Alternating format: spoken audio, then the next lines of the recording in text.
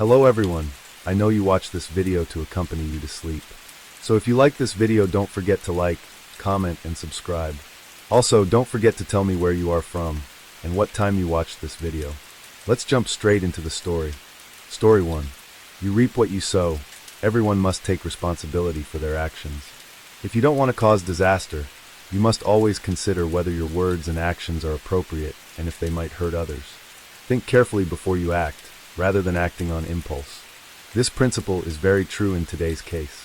Let's delve into what really happened in this case. On the evening of September 4th, 2011, the quiet town of Lianyanggang, Jiangsu Province, was disrupted by the roar of several police cars speeding through. Lianyanggang, nestled in a serene mountainous region to the southwest, is typically very peaceful.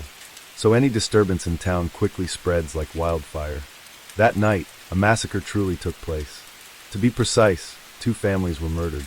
7 bodies, but a total of 9 lives were found at the scene, as one of the victims was pregnant with twins. The police arrived at the crime scene via the rugged mountain roads. Wang Juhai, the nephew of the deceased Wang Qingtian, quickly explained the situation. Wang Juhai told the police that his uncle, Wang Qingtian, and the neighbor Li Xiaozhong worked at the same construction site as him. On September 4th, Wang Juhai did not see either of them at the site, which was unusual since they would typically notify if they were to be absent. Sensing something was wrong, Wang Juhai called his uncle Wang Qingtian's cell phone after work around 7 p.m. He called multiple times, but no one answered. He also tried the landline, but again, no response. Growing more concerned, Wang Juhai shared the situation with his father. The two grabbed flashlights and headed to Wang Qingtian's house to check on him.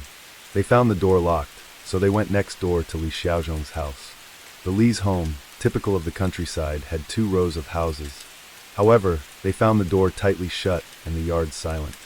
Peering through a crack, Wang Juhai saw the yard was dark. Given the close relationship between Wang Qingtian and Li Xiaozhong, Wang Juhai's father guessed they might have gone drinking together. The father and son continued asking around the village, but no one had seen Wang Qingtian or Li Xiaozhong all day. After wandering the village for a while, they decided to return to Mr. Wang's house. Upon hearing about Wang Qingtian's disappearance, 2 more relatives came to check on the situation. Under these circumstances, Wang Juhai decided to climb over the wall to see what was happening. As soon as he entered the yard, he smelled blood. Pulling back the curtain of the front room, he saw his aunt lying on her back, seemingly no longer breathing. Shocked, Wang Juhai immediately called his father and 2 relatives, informing them that someone was dead. The 3 outside broke the yard's lock and rushed to the scene. Some bodies lay outside the living room door, while others were inside the room.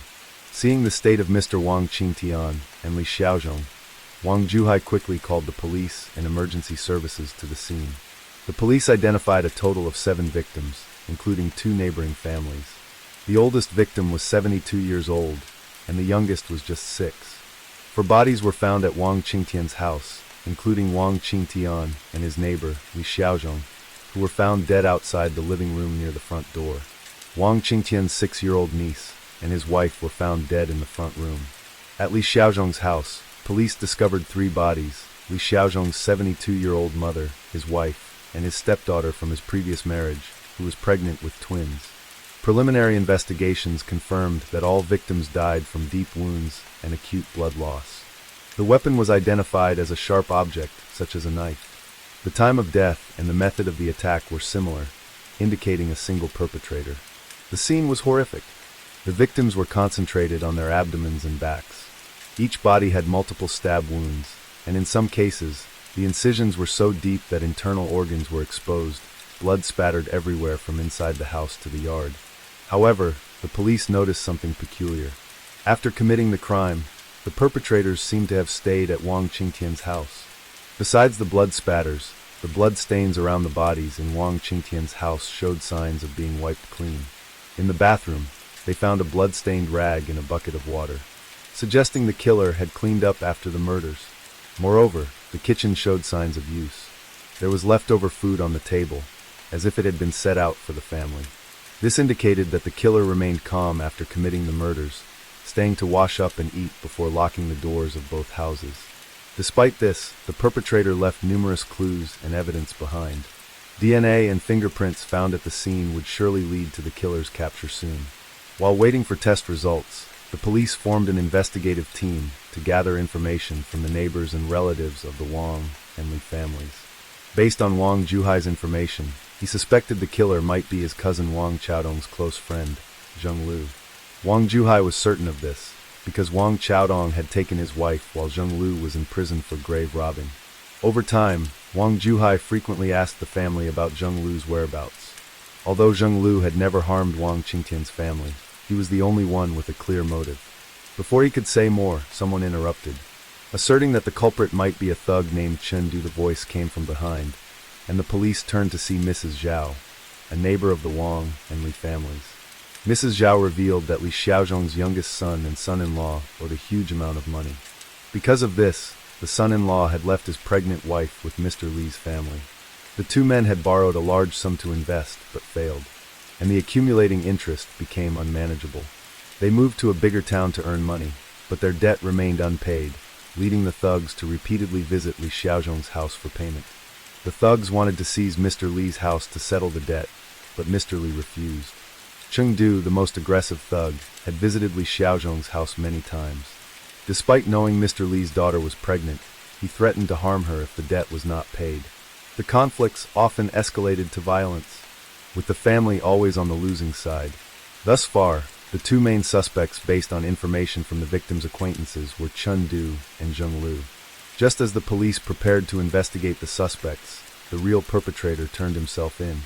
Later that same evening, a man walked into the police station. He identified himself as Zheng Lu and confessed to the murders. The account given by this man matched the situation of the Wang and Li families exactly. According to him, he didn't just kill one person, but two entire families. They were neighbors, and he killed 7 people in total. There was no doubt that Zheng Lu was the perpetrator of this mass murder. However, to avoid false confessions or covering up for another criminal, the police had to conduct a thorough investigation.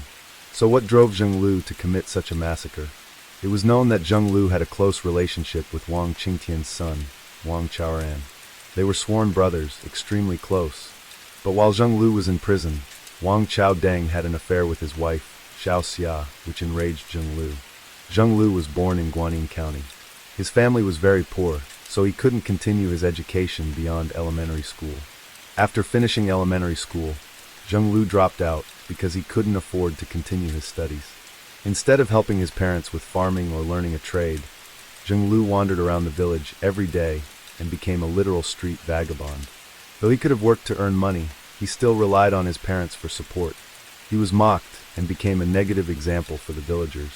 As time passed, and under the pressure of the villagers' taunts, he began to feel ashamed of himself. He told his parents that he wanted to work. His parents were overjoyed, thinking their son had finally matured and was ready to share the family burden. Little did they know that his so-called part-time job was actually illegal. Zheng Lu was accustomed to a lazy life, so working diligently was out of the question. He began making money through petty theft. Initially, his parents hoped he would send some money home, but they eventually abandoned this hope. They were just grateful he no longer asked them for money. Zheng Lu, on the other hand, didn't care about the future and lived day to day. By 2002, seeing that their son was of marriageable age, Zheng Lu's parents sought a matchmaker to help him find a wife. But Zheng Lu, who was still playful and living a wild, primitive lifestyle, refused all the matchmaker's suggestions. His parents were disappointed, but didn't know what else to do. However, in May 2002, while wandering the streets, he encountered a woman being harassed by some young men. Normally, Zheng Lu was cowardly, but in the face of these wannabe tough guys, he decided to play the hero. The woman he saved was named Xiao Xia, also from a farming family in the same village as Zheng Lu. They quickly fell in love from their first meeting, and soon got married. After getting married, Zheng Lu continued his so-called part-time job. Even his wife didn't know what he actually did, only that he left home late and returned in the middle of the night. By 2003, Zheng Lu met a man named Wang Xiaodong. They were considered colleagues as they both engaged in petty theft. They also shared a laziness and a love for drinking. It wasn't long before they became sworn brothers. Despite being married, Zheng Lu even enthusiastically invited Wang Xiaodong to his home. Over the next few years, the two began to develop their expertise and work together. Zheng Lu, being thin and small, was responsible for the thefts at night.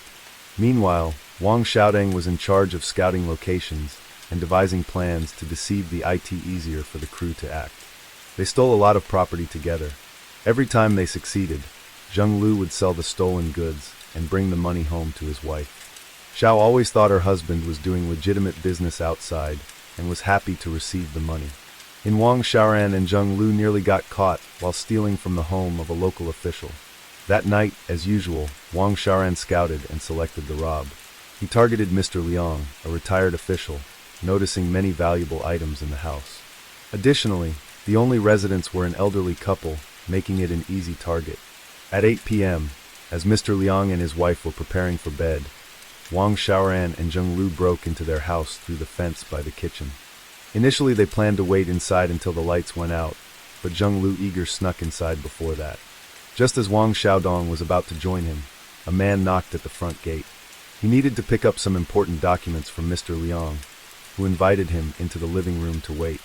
At this point, Zheng Lu was hiding in the kitchen, worried that if someone came in for water, he would be discovered. Fortunately, after handing over the documents, Mr. Liang escorted the visitor out. Zheng Lu and Wang Xiaodong narrowly escaped that night. Over time, their desires grew. Ordinary thefts no longer satisfied their greed. Around this time, they heard about gold being found in ancient tombs, which caught Wang Xiaodong's interest. He shared the idea with Zheng Lu, and they decided to start grave robbing. In 2007, they heard of a recently discovered ancient tomb nearby and believed it contained priceless artifacts. They planned to exploit the ensure success. They scouted the area first, and chose a dangerous path that would allow for a quick escape if they were discovered. The area was overgrown with weeds and had no clear paths, but they were undeterred by the promise of treasure. To avoid detection, they climbed up the mountain by hand, using the vines hanging down. Shortly after they began, Zheng Lu slipped and fell. Luckily, he was only slightly injured with a sprained ankle. Seeing this, Wang Xiaodong abandoned the tomb robbing plan. He decided to take Zheng Lu back to his place and took care of him meticulously for 2 months until Zheng Lu recovered. This act deepened Zheng Lu's trust in Wang Xiaodong, whom he now saw as a brother. After resting for a while, they refused to give up and decided to try grave robbing again. This time, they received news from another location and rushed there with all their equipment. However, they were unaware that someone had reported them to the police. Upon realizing they had been exposed, they attacked the villagers, only to be surrounded by the police. The police found all kinds of grave robbing tools in their possession, leaving them with no excuses. When the police took them back for interrogation, Zheng Lu suddenly claimed he had planned the entire theft and insisted that Wang Xiaoran was not involved. Zheng Lu took full responsibility, partly to repay Wang Xiaoran for saving his life, and partly because his wife, Xiao Xia, was pregnant. If both men went to prison, there would be no one to care for his wife and child. After several requests from Zheng Lu to take good care of his wife, Wang Xiaoran agreed without hesitation. Since Zheng Lu voluntarily turned himself in to the police, he was ultimately sentenced to 11 months in prison. While in jail, Wang Xiaoran occasionally visited Zheng Lu. Every time, Zheng Lu inquired about his wife and child. He felt relieved knowing they were doing well. During this time, Wang Xiaoran indeed took care of Xiao Xia, Zheng Lu's wife, as he had promised. However, over time, the two unexpectedly developed feelings for each other. Zheng Lu, who took the blame for Wang Xiaoran, was unaware that he was being betrayed by the two people he trusted the most. During this period, Zheng Lu always presented himself as a strong man who shouldered family responsibilities, while Wang Xiaoran, who was 7 years younger, was gentle and considerate toward Xiao Xia. They grew close within months of Zheng Lu being imprisoned. In the early months, his sworn brother and wife visited Zheng Lu regularly, but later, they seemed to forget about him entirely, never visiting him again. At first, Zheng Lu thought it was because Xiao Xia's pregnancy made it difficult for her to travel. But on the day he was released, Zheng Lu stepped out of the prison gate, looking around for someone familiar, only to find no one there. He had envisioned his wife holding their child and his brother waiting to greet him, but reality was a bitter disappointment. Without wasting time, Zheng Lu hurried home. Sadly, he was not welcomed by a joyous celebration or his wife's smiling face, but by a dusty house and a divorce agreement on the table. Zheng Lu was furious when he saw the letter and the divorce papers Xiao Xia had left for him. He never imagined that his life could change so dramatically in just 11 months. In the letter, Xiao Xia clearly stated the reason for the divorce. She and Wang Chaodang had fallen in love, and hoped Zheng Lu could give them his blessing. Zheng Lu couldn't believe what he was reading. He repeatedly called Xiao Xia and Wang Chaodong, but they refused to answer, seemingly having agreed on this beforehand. With no idea where to find them, Zheng Lu went to Wang Chaodong's parents' house. Wang Qingtian, Wang Chaodong's father, confirmed that his son and Xiao Xia were living together. At this point, Zheng Lu remained rational and understood that Wang Chaodong's actions were not his parents' fault.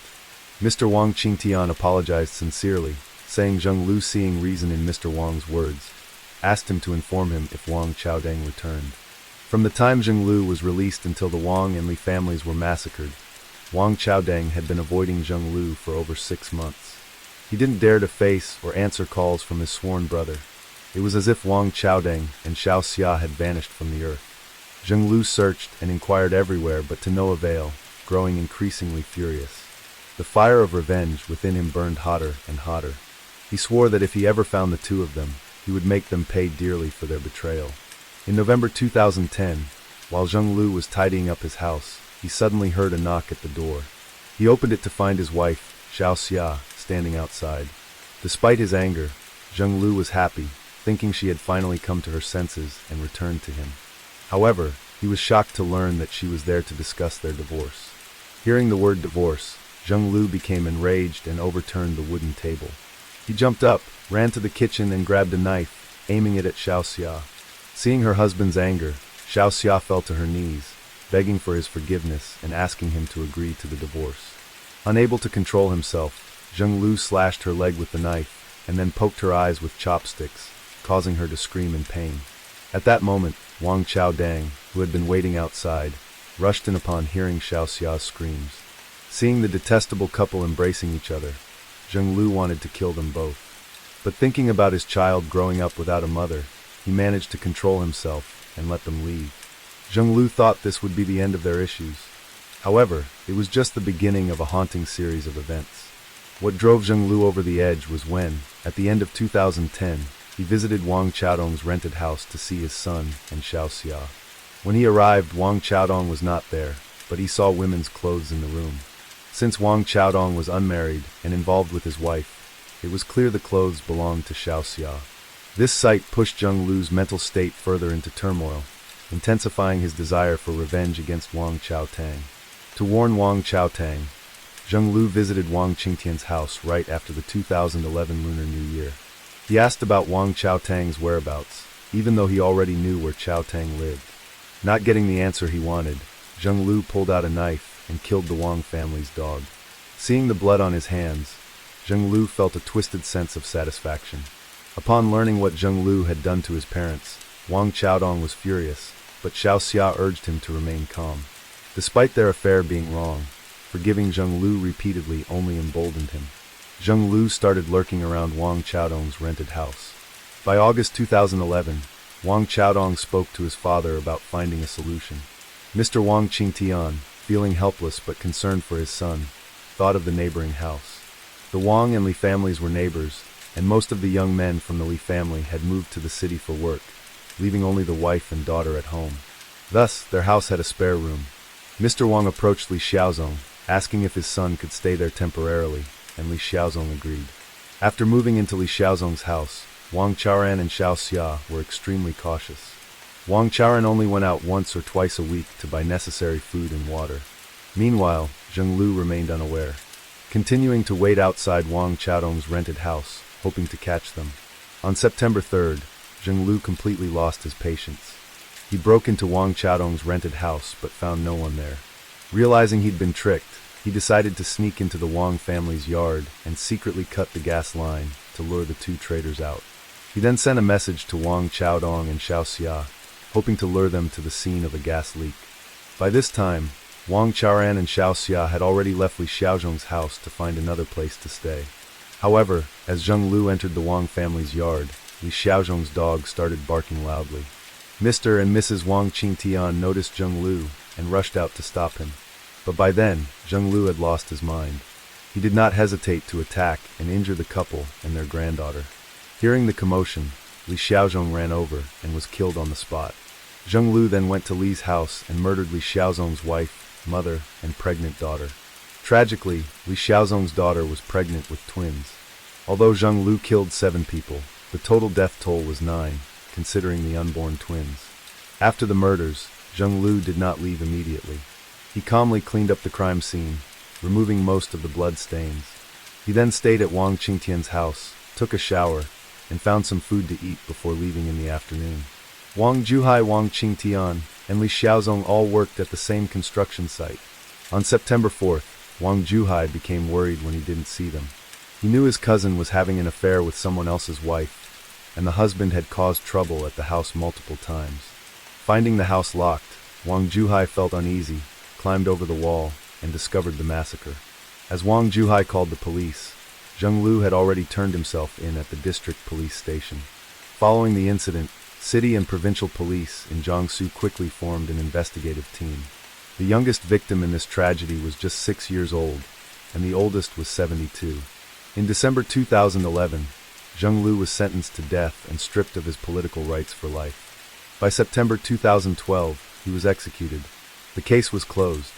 Although Chinese criminal law considers surrendering a mitigating factor, Zheng Lu's crime was severe. He committed multiple murders out of revenge, targeting entire families and causing serious harm to society. Thus, leniency was not an option. For such severe intentional homicide cases, the punishment is typically the death penalty, life imprisonment, or a fixed-term imprisonment of over 10 years. After being tried by the Jiangsu Intermediate People's Court, Zheng Lu was sentenced to death and stripped of his political rights for life, as per the law. The massacre sparked numerous discussions locally. Some believed that Wang Xiaoran was indeed unethical for taking his brother's wife, blaming him for the tragedy. On the other hand, some felt that Zheng Lu's actions were extreme and foolish, driven by anger over an affair. They argued that violence does not solve problems, and that Zheng Lu might have received appropriate compensation if he had pursued a divorce on the infidelity. If Zheng Lu had remained calm, the tragic ending might have been avoided. Everyone involved had their reasons and faults, but the chosen outcome was tragically wrong. Story 2. On February 13, 1988, in Banqi City, Liaoning Province, China, the atmosphere was abuzz with excitement as the Lunar New Year festivities filled the air. The cheerful chatter and the booming sounds of firecrackers made the spring season more vibrant than ever. In the joyous spirit of the new year, everyone wished for good fortune to bless their small town. However, amid this lively scene, a horrifying massacre silently unfolded. The explosions of firecrackers mixed with gunshots, and the characteristic red of the new year was suddenly tainted with the red of blood. Let's turn back the clock to delve into this shocking case. Early on the morning of February 13, 1988, the Banqi City Police received a report of a male body discovered in a small alley. The victim had been shot multiple times in the chest and abdomen, leading to his death. The police noticed drag marks on the ground, suggesting that this was not the original crime scene. Following the blood trail, investigators arrived at a nearby wooden house. Entering the yard, they were horrified to find 2 more male bodies lying on their backs in pools of blood. These 2 looked young, having been shot multiple times, with one of them having his head crushed. Inside the house, they found 2 additional victims, a man and a woman. The woman lay on the floor, her eyes wide open in shock. The man's condition was even more gruesome. He had multiple bullet wounds to the head and chest, his mouth agape, with blood gushing from his throat. Many speculated that the killer had shot him through the mouth. The most disturbing detail was that the victim's lower body had also been brutally attacked. Despite having witnessed many horrific crimes before, the investigators were deeply shaken by this scene. In 1988, the government had begun to strictly control firearms, with severe penalties for illegal transactions. Yet the killer brazenly used a weapon to slaughter people, showing extreme audacity. The investigation revealed that the 2 victims inside the house were Mr. Zhua and his wife. One of the young men found dead in the yard was a neighbor, and the one with the crushed head was Mr. Zhua's son. The man found in the alley was a middle-aged neighbor living next door. The murderer had killed 5 people in one go, indicating a deep-seated grudge against the victims. According to the information gathered, Mr. Zhua's family was known for being stingy and quarrelsome, often arguing with neighbors over trivial matters. The police immediately questioned if anyone in the neighborhood held a grudge against the Zhua family, but everyone shook their heads. Although there had been disputes, who would commit such a heinous crime over petty issues? The sudden tragedy that befell the Zwa family left everyone in shock, wondering what could have driven the killer to act so viciously. During the discussions, the neighbors noticed that Mr. Zhu's daughter was missing from the crime scene. They speculated whether she might have been killed elsewhere. Mr. Zhu's daughter, Zhu Xiaomai, was well known for her beauty, kindness, and good nature with many admirers.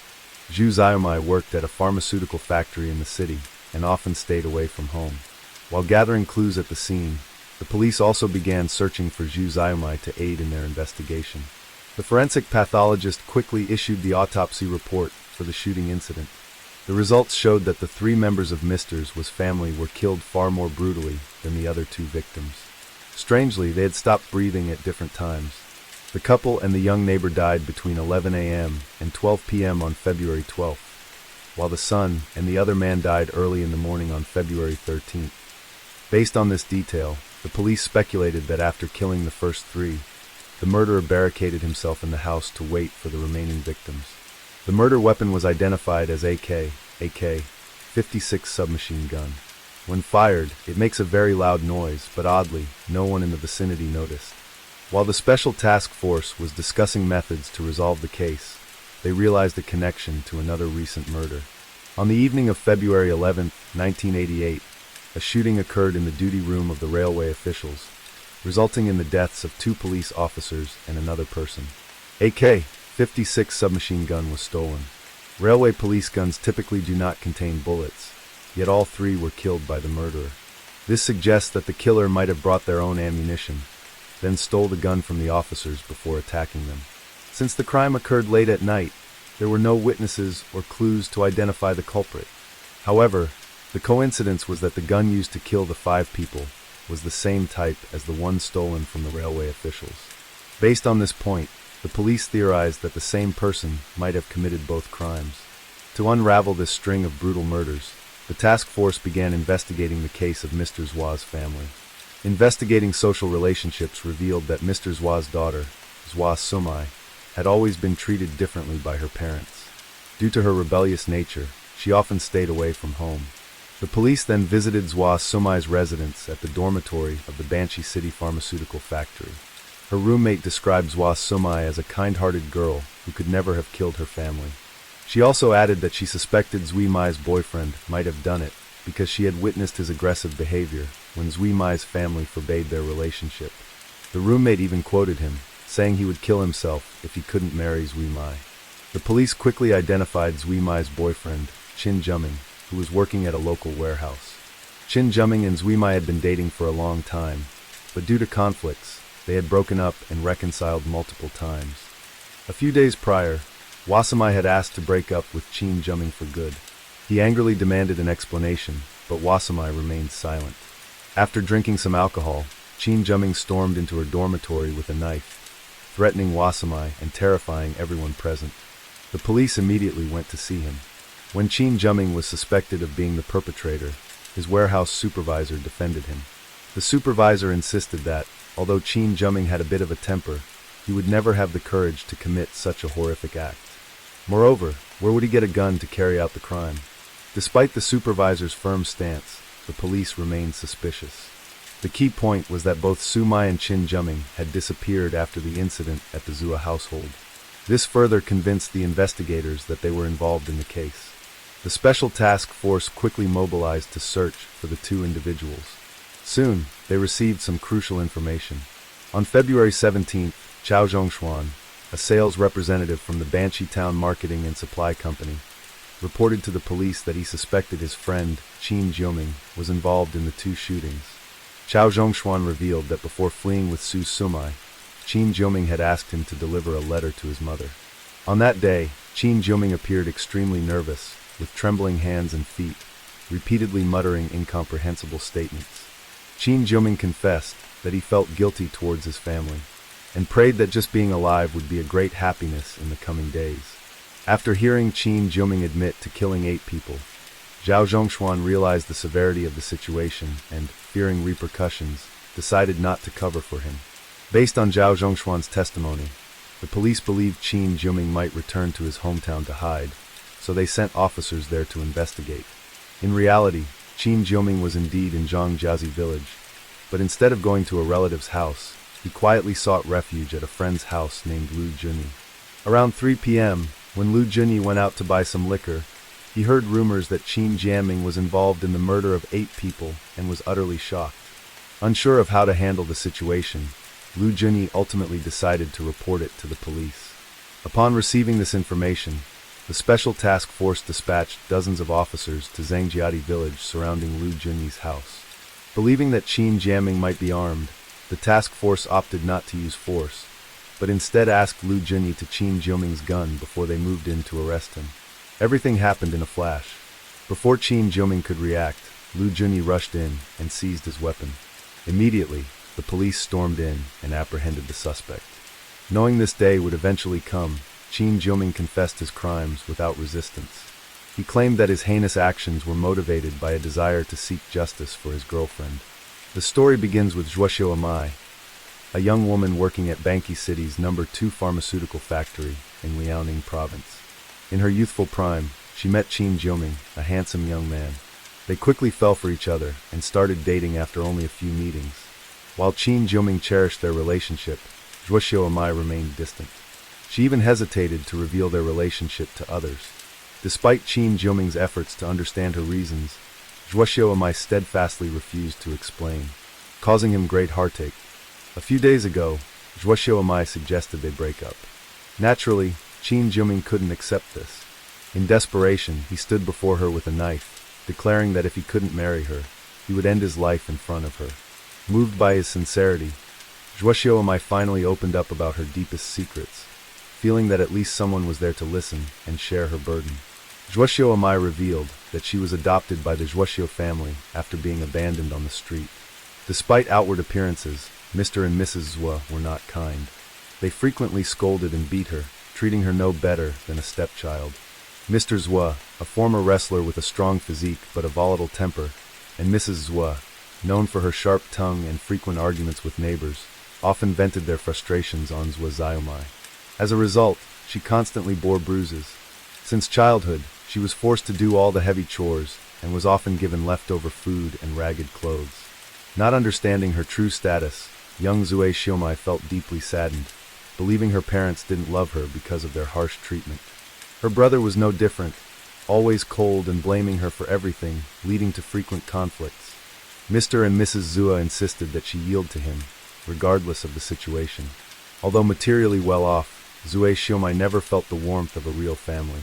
As she grew older and more beautiful, this very trait brought her even more misfortune. Mrs. Zua planned to have Zua Xiaomai marry her own son in a few years. However, Mr. Zua had different intentions. He found his daughter increasingly attractive and couldn't control his urges. He made several attempts to take advantage of her. When Zua Xiaomai turned 16, Mr. Zua thought, "The fruit I've nurtured is finally ripe. It's time to harvest." Taking advantage of a moment when no one else was home, he let his animal instincts take over and sexually assaulted his own daughter. Zua Xiaomai, physically weak compared to her former wrestler father, was unable to resist and could only resign herself to her fate. Too ashamed to tell anyone, Zue Xiaomai's silence only led to more frequent abuse. Eventually, she found the courage to confide in her adoptive mother. However, instead of protecting her, Mrs. Zua verbally attacked the girl, accusing her of seducing her husband. She then severely beat Zue Xiaomai. Her brother threatened to hurt her if she anyone else. Zua Xiaomai endured 2 of the darkest years of her life until she was hired at the Banqi pharmaceutical factory. At 18, she left her toxic family and moved into the employee dormitory. For the first time, Zua Xiaomai felt as if she had escaped to living hell. Unfortunately, her despicable father continued to demand she return home to sleep with him. Mr. Zhu even claimed Zua Xiaomai was his personal plaything that no one else could touch.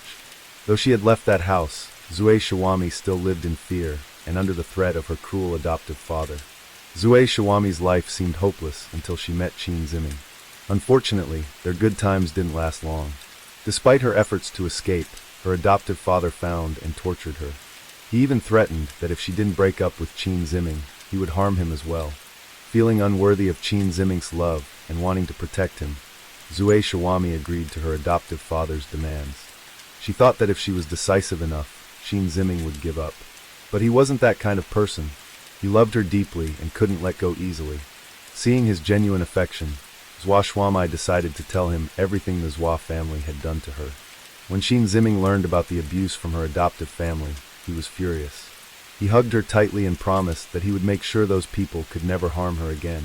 He began planning his revenge against the Zhua family and to escape with her. Knowing that Mr. Zhua was a former wrestler, Qin Ziming realized he couldn't fight him barehanded or with a knife. The most effective solution was a gun. Having previously served in the militia, Qin Ziming knew that certain railway crossings were guarded by police. After work on February 11th, Qin Ziming walked to the police duty room at the railway intersection. Following his plan, Qin Ziming engaged the officers in friendly conversation, sharing his past militia experience which lowered their guard. Taking advantage of this, he asked to see their guns. Since the guns weren't loaded, the officers handed them over. Prepared with ammunition, Qin Ziming secretly loaded the gun and fired, killing the 2 officers and a gatekeeper. After completing the first part of his crime, Qin Ziming hurried to find Zhu Xiaomai and told her everything. He felt no fear and asked her to point out her adoptive parents' house. Initially bewildered, Zhu Xiaomai eventually agreed to assist him. By the next day, February 12th, Zhui Shuomi led Qin Ziming to Mr. Zhua's house. At that time, her adoptive parents were chatting animatedly with their neighbors. Her adoptive father was furious when he saw Zhui Shuomi and Qin Ziming holding hands defiantly in front of him. Just as he was about to start cursing, a bullet pierced his abdomen. Witnessing this, the mother panicked and tried to run but couldn't escape. The young neighbor who rushed into the yard was also hit by multiple bullets. After taking down 3 people, Qin Ziming noticed Misters was still gasping on the floor. He grabbed Misters' head and repeatedly attacked his mouth and genitals with the weapon to vent his anger. The loud sounds went unnoticed by the neighbors, who assumed it was just children setting off firecrackers for the Lunar New Year. Qin Ziming didn't leave immediately. He planned to eradicate the entire family. Zhua Xiaomi's brother wasn't home at the time. She mentioned that her brother had a habit of drinking. Sure enough, around 4 a.m. on February 13th, her brother staggered into the yard drunk and was instantly shot through the chest, dying on the spot. Even though the victim was already dead, Qin Ziming viciously struck his head with a wooden stick multiple times. After killing 4 people, Qin Ziming and Zhu Xiaomai prepared to flee. As they stepped outside, they encountered an early rising neighbor. Qin Ziming, looking menacing, ignored Zhu Xiaomai's pleas and mercilessly shot the neighbor. Terrified, Zhu Xiaomai stood by. The neighbor, still barely alive, tried to crawl away but succumbed to blood loss shortly after. In this manner, Qin Ziming took 8 lives within a day. He felt he had removed a thorn from his side and fulfilled his revenge for Zhua Xiaomai. Despite his brutal actions, Qin Ziming later felt remorseful. He and Zhua Xiaomai went on the run, with Qin Ziming leaving a letter for his mother, hoping she would forgive him. Eventually, after several attempts to evade capture, Qin Ziming was turned in by his own relatives. This shows that no matter who the perpetrator is, once a grave mistake is made, even family cannot shield them. Even while being handcuffed, Qin Ziming tried to protect Zhek Shuimai, claiming she was a hostage he had taken. For the murder of 8 people, Qin Ziming received the death penalty. Zhek Shuimai, charged with aiding and abetting, was sentenced to 10 years in prison. Upon learning of Qin Ziming's death sentence, Zhek Shuimai cried, believing she had ruined his life. The cause of this tragedy is not complicated. Qin Ziming's desire for revenge was the root of the crime. He disregarded the law, leading to his dark fate. Both Qin Ziming and Zhua Xiaomai should have sought legal intervention instead of resorting to murder. This story teaches us to control our anger and find smarter ways to resolve issues to avoid harming others and bringing disaster upon ourselves. In this case, Zhua Xiaomai was both a victim and a perpetrator. She was a victim of the Zhua family's abuse, and should have reported it to the police instead of supporting her lovers in humane actions. As for the Zhua family, Mr. Zhua's abusive behavior indirectly caused the tragedy. Legally, the wife and son were not at fault, but morally they were completely wrong. Story 3.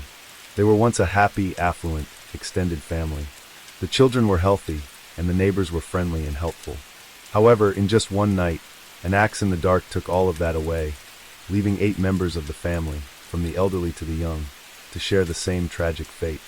This event cast a long-lasting shadow over the small village. So what happened? Who was heartless enough to destroy this family's happiness? On the morning of August 14, 2004, in Mingxing Village, Shishui County, Shaanxi Province, China, a middle-aged woman named Cheng went to Mr. Yang's house to borrow some kitchen tools. As she arrived at the gate, Mrs. Cheng noticed that the Yang family hadn't woken up yet. However, the gate was not closed.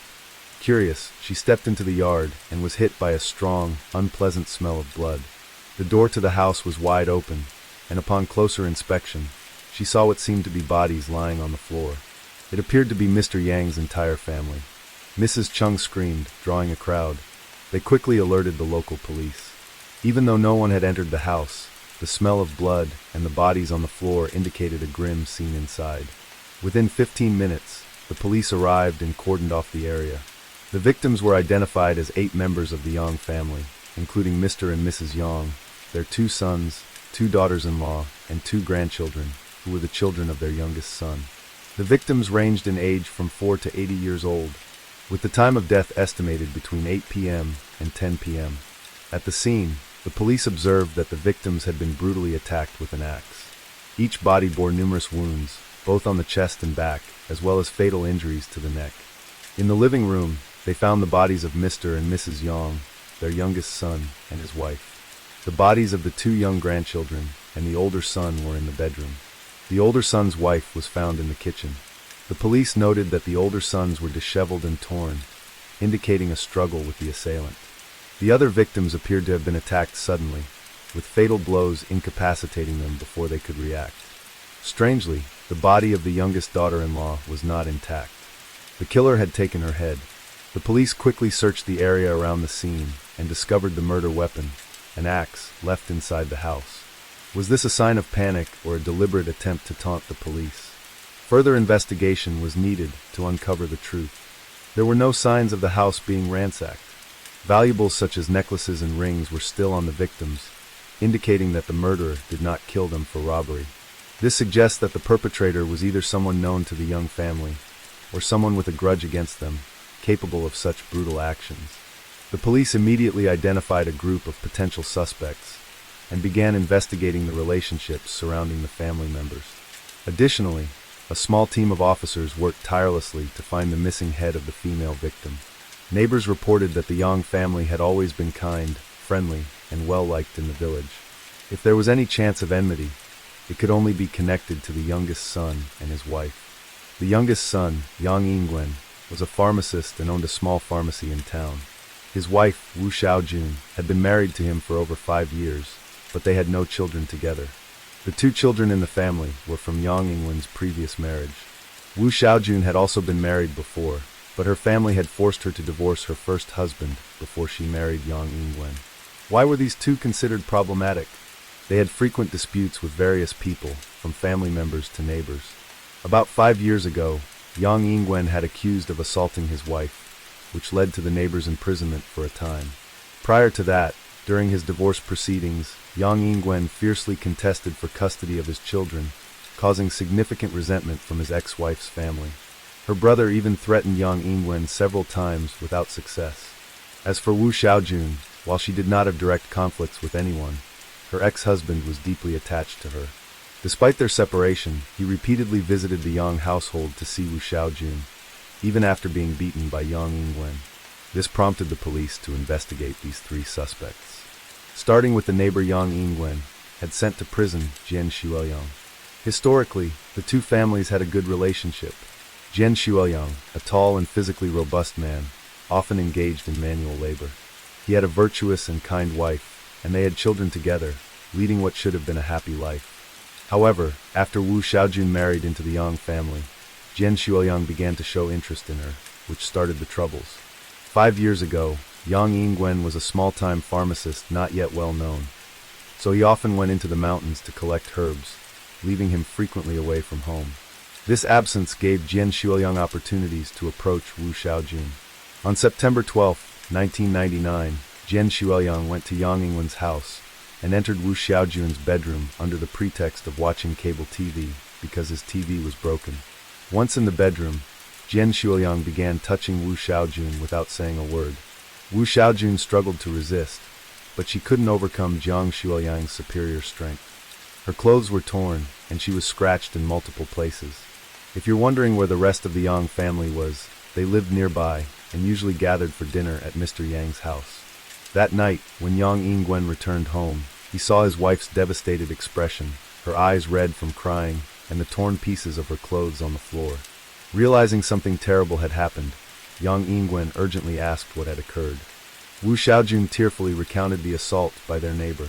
The two families had been good neighbors, and Jian Shuoyang, with his tall stature and generally good nature, had never caused any trouble before. Shocked and enraged by what had happened, Yang Yingwen grabbed a hoe and went to confront Jian Shuoyang. However, due to Jian Shuoyang's size and strength, Yang Yingwen was overpowered and beaten. On the night of September 14, 1999, Yang Yingwen finally reported the assault on his wife to the police. He explained that he hadn't called the police immediately because he feared retaliation from Jian Shuoyang. However, he worried that if he didn't report it, Jian Shuoyang might continue his malicious behavior. The next day, the police investigated the scene, found clear evidence, and arrested Jian Shuoyang. Jian Shuoyang admitted to the assault, but claimed that he and Wu Xiaojun had previously had consensual affairs twice. According to him, Wu Xiaojun had been willing at those times. Jian Shuoyang also claimed he had given Wu Xiaojun 70 yuan, which she accepted, but then refused to be intimate with him. Wu Xiaojun firmly denied ever having an affair with Jian Shuoyang or taking money from him. She stated that he had tried to seduce her multiple times, even using money as an incentive, but she had always refused. Determining the truth about their past interactions was challenging, since both had their own versions of events. However, most friends and family believed the two were having an affair. Jian Shuoyang's wife even accused Wu Xiaojun of being a homewrecker who lured other women's husbands. Regardless of any past consensual relationship, this time it was clear that Jian Shuoyang had forced himself on Wu Xiaojun against her will. As a result, the court sentenced Liang to 5 years in prison. Due to good behavior, he was released a year early in 2003. Upon his release, Jian Shuoyang was surprised to find that his wife had not abandoned the family during those 4 years. Instead, she had been dutifully caring for her parents, looking after the children, and working hard to support the family. Because of Jian Shuoyang's tarnished reputation, his wife couldn't secure a well-paying or easy job, forcing her to labor intensively to make ends meet. Her appearance had noticeably aged. Jian Shuoyang's son's life had been equally tough. His classmates at school knew his father was a convicted rapist, leading to social isolation and bullying. When Jian Shuoyang returned, he promised his wife that they would build a better life together. Neighbors witnessed his earnest efforts to find work and support his family after his release. This raised the police's suspicion. Could he have killed the Yang family as an act of revenge? Although many neighbors dismissed this idea, the first step was to obtain a statement from the suspect. The police quickly went to Jian Shuoyang's house, but his wife informed them that he had been away for several days and was not currently home. The family was too poor to afford a phone, so they had no way to contact him. They would have to wait for his return to get his statement. To avoid wasting time on the investigation, the Shaanxi police contacted the Hunan province police to investigate the second suspect, Wu Xiaojun's ex-husband. This ex-husband, identified as Qiao Junbao, 38, was living in Hunan province. About 7 years earlier, Wu Xiaojun and Qiao Junbao had registered their marriage. However, her family, especially her parents, did not support the union, believing Qiao Junbao was too poor to provide for her. They demanded she leave him or face being cut off from the family. The couple eventually divorced. Shortly after, Wu Xiaojun met Yang Yingwen and quickly remarried.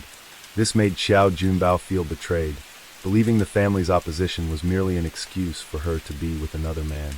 As a result, he harbored a mixture of love and hatred for Wu Xiaojun and her family. Although Qiao Junbao had since started a new family, his resentment persisted. He had repeatedly visited Wu Xiaojun's house to confront her, but she refused to see him. Wu Xiaojun even called her husband and brother-in-law to beat him, causing him great humiliation. To prevent neighbors from gossiping, Jun claimed that Qiao Junbao kept visiting because he was still in love with her and wanted to rekindle their relationship. Do you think Qiao Junbao could have killed the family to avenge his lost honor? The police suspected that, given his long-standing resentment and frequent visits to Wu Xiaojun, he could have had the motive to commit the crime. At this moment, the police received information that Qiao Junbao had traveled to Shaanxi on August 12th, had returned on the night of August 13th, the same day the Yang family was murdered. To answer the police's questions, Xiao Junbao explained that his visit to Shangxi was like his previous ones. He wanted to see Wu Xiaojun one last time. This time, he hoped to get an apology from her and then move on with his life. However, the journey from Hunan province to Shangxi was long. He arrived around noon on August 13th, so he decided to stay at a nearby inn to rest before visiting her in the afternoon. But that afternoon, he received a call from his wife informing him that their son had been in an accident and he needed to go to the hospital immediately. Consequently, Xiao Junbao had to abandon his plans by a ticket and returned home that night. The police visited the inn where Xiao Junbao stayed, and the innkeeper confirmed that he had not left his room from the time he checked in until around 5 p.m. when he packed his bags and checked out. Wu Xiaojun tearfully recounted the assault by their neighbor. The two families had been good neighbors, and Jian Shuoyang, with his tall stature and generally good nature, had never caused any trouble before. Shocked and enraged by what had happened, Yang Yingwen grabbed a hoe and went to confront Jian Shuoyang. However, due to Jian Shuoyang's size and strength, Yang Yingwen was overpowered and beaten. On the night of September 14, 1999, Yang Yingwen finally reported the assault on his wife to the police. He explained that he hadn't called the police immediately because he feared retaliation from Jian Shuoyang.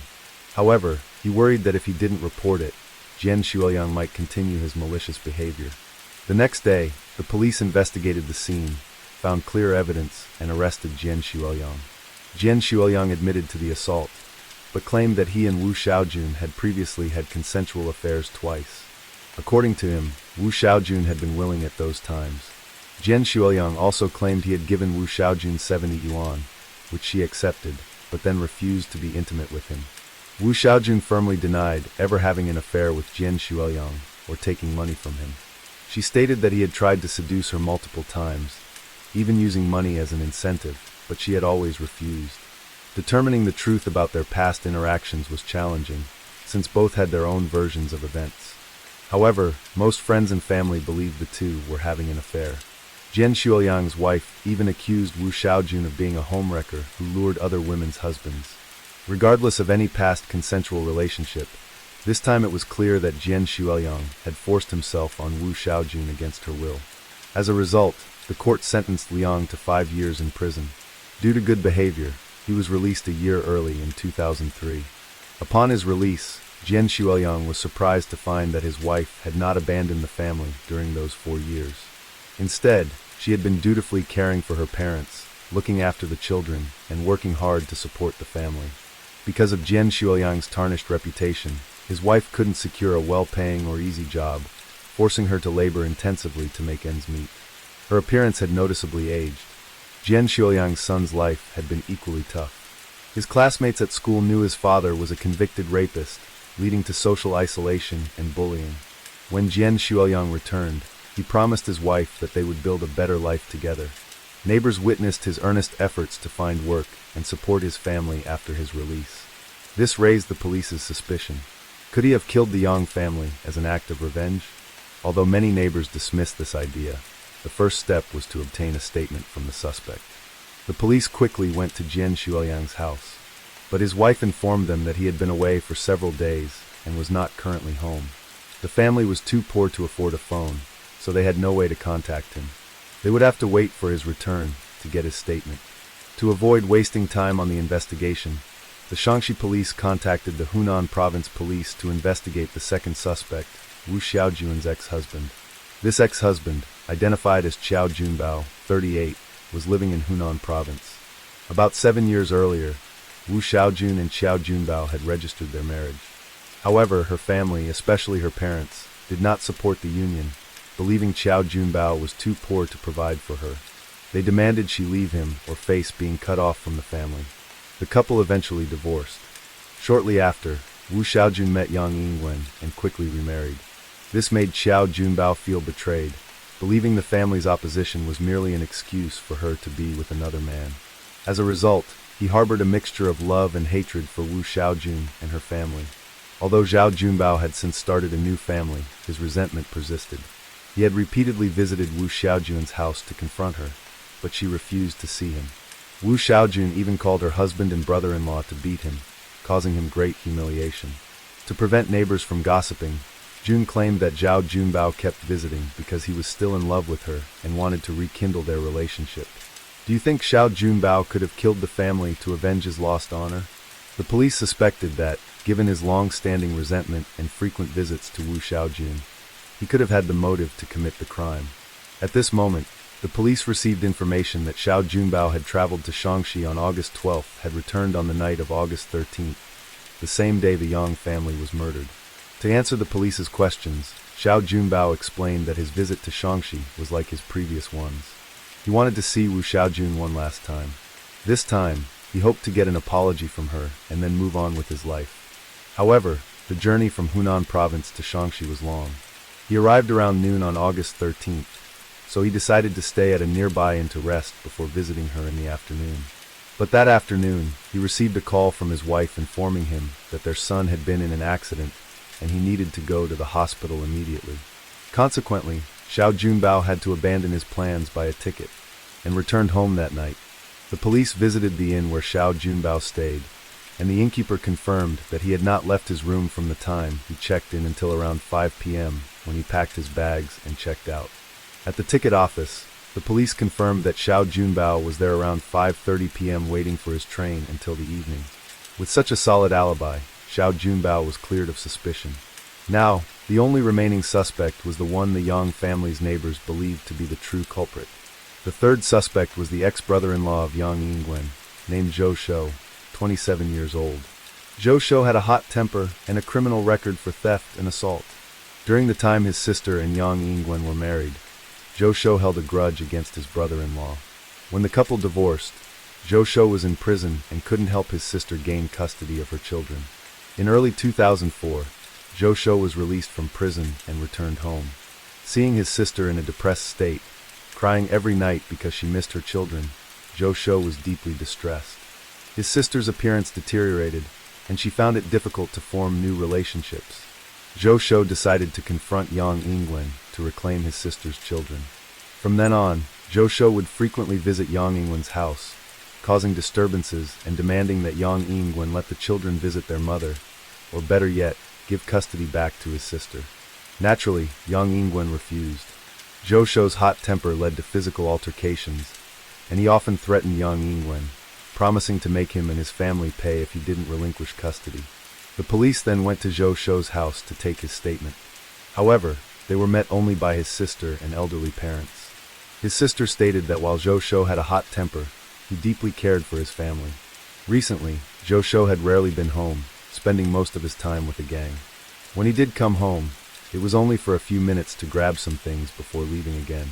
On one occasion, after seeing his sister cry, Zhou Shou loudly vowed to make the Yang family regret and bring her children back. Despite this, his sister firmly believed he couldn't have committed such a heinous act. The last time she saw him, he had a train ticket to Chongqing dated August 11th. When asked, Zhou Shou said he planned to work there and save money to hire a lawyer to fight for his sister's custody. Thus, out of the three suspects had solid alibis. The police now deployed over 500 officers to search the area and set up roadblocks. Remember the axe, the murder weapon found at the scene? The police had it tested for fingerprints. By that evening, the results came back. The fingerprints on the axe did not belong to Erzo Xiu. This meant they had to be Jian Shui Yang's. The police returned to Jian Shui Yang's house. Upon searching the house, his wife mentioned that he often left for work without informing her, sometimes for several days. She assumed this was another one of those times. Taking this seriously, the police formed multiple teams to search the area and set up roadblocks. A special task force was established and local government officials provided specific guidance and financial support for the investigation. Within a day, the reward for information increased from 10,000 to 50,000 yuan, equivalent to nearly $7,000. Over 10,000 wanted notices were issued, and the massacre was continuously broadcast on TV. Time was of the essence. No one could guarantee that Jian Shuiliang wouldn't continue his killing spree in the coming days. The victims' ages ranged from 4 to 80 years, indicating that the killer did not discriminate by age. On August 18, 2004, a 71-year-old man from a neighboring village reported seeing a strange man who resembled the suspect. The man, Xia Banghua, lived with his wife and son in the next village. On the morning of August 18, his son went to work early, and his wife went to the market, leaving Mr. Bangla to cook noodles and hang laundry. When Mr. Bangla returned from the yard to the kitchen, he was startled to see a tall, disheveled man sitting at the table eating noodles. From about 13 feet away, he loudly asked, "Who's eating my noodles?" The man with a sullen expression replied, "It's me." Mr. Bangla found the man's clothes strange and hesitated, then heard him ask for his surname. Feeling uneasy, Mr. Bangla lied and said his surname was Jong. After this exchange, the man nodded and walked towards the forest. Suspecting something was off, Mr. Bangla called the police. The police quickly arrived, and Mr. Bangla's description closely matched Jian Shuiliang. However, they needed to capture him to be certain. The police and Mr. Bangla searched the mountain but found nothing, and continued checking along the road until dusk. Exhausted, the team agreed to rest before continuing. At that moment, an officer spotted a figure walking along the road, a tall man with a snakeskin bag. On closer inspection, the man's build resembled Jian Shuiliang. The team immediately surrounded and apprehended the man, who indeed was Jian Shuiliang. Facing the police, Jian Shuiliang confessed immediately. He then recounted the events clearly. About 5 years earlier, when Yang Yingwen married Wu Xiaojun, Jian Shuiliang found himself infatuated with her. The two families were close, frequently visiting each other. With Yang Yingwen often away for days collecting herbs in the mountains, his young wife felt lonely. Noticing Wu Xiaojun's loneliness, Jian Shuiliang began finding excuses to visit her, and over time, they developed feelings for each other. Jian Shuiliang offered money for a relationship, and to his surprise, Wu Xiaojun agreed immediately. Thus began their secret affair, unknown to anyone else. Until one day on September 12, 1999, Jian Shuiliang felt full of energy and wanted to visit Wu Xiaojun to satisfy his desires. He told her he wanted to come in to watch TV, and she agreed. Thinking it would be just like any other time, Jian Shuiliang suggested they have sex, but Wu Xiaojun shook her head. At that point, he lost control and forcibly assaulted her despite her attempts to push him away. After being imprisoned, he realized his wrongdoing and tried to reform, hoping to start anew and provide a better life for his family. However, reality once again turned him into a monster. After Jian Shuiliang was released, he lived under the shadow of constant gossip. Although many people in the village didn't openly point fingers at him, they whispered behind his back and avoided him.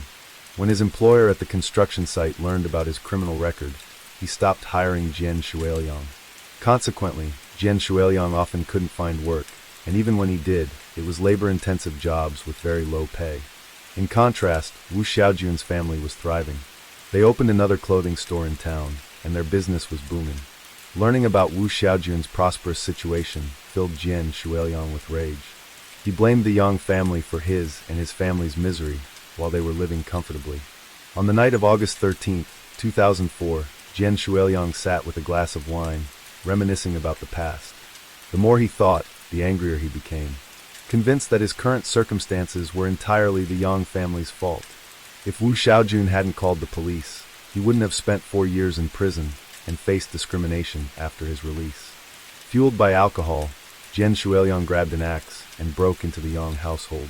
Wu Xiaojun and her husband, Yang Yingwen, were the first to be killed. The family had just finished dinner and were caught off guard. Jian Shuiliang's attack left all 4 victims fatally wounded where they stood. He then moved to the bedroom and attacked Yang Yingwen's 2 young children. Hearing the commotion, Yang Yingwen's brother, who was in the kitchen with his wife, rushed to help. Jian Shuiliang immediately struck him down.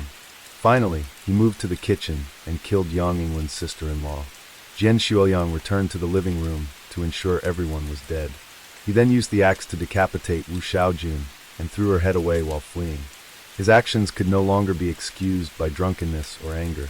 This was premeditated murder, evident from his deliberate actions and the sequence of events. After killing the family, Jian Shuiliang panicked, discarded the axe, and fled into the mountains. When a neighbor discovered the gruesome scene, she was terrified and called the police. 4 or 5 days in the mountains, he survived on spring water and wild plants.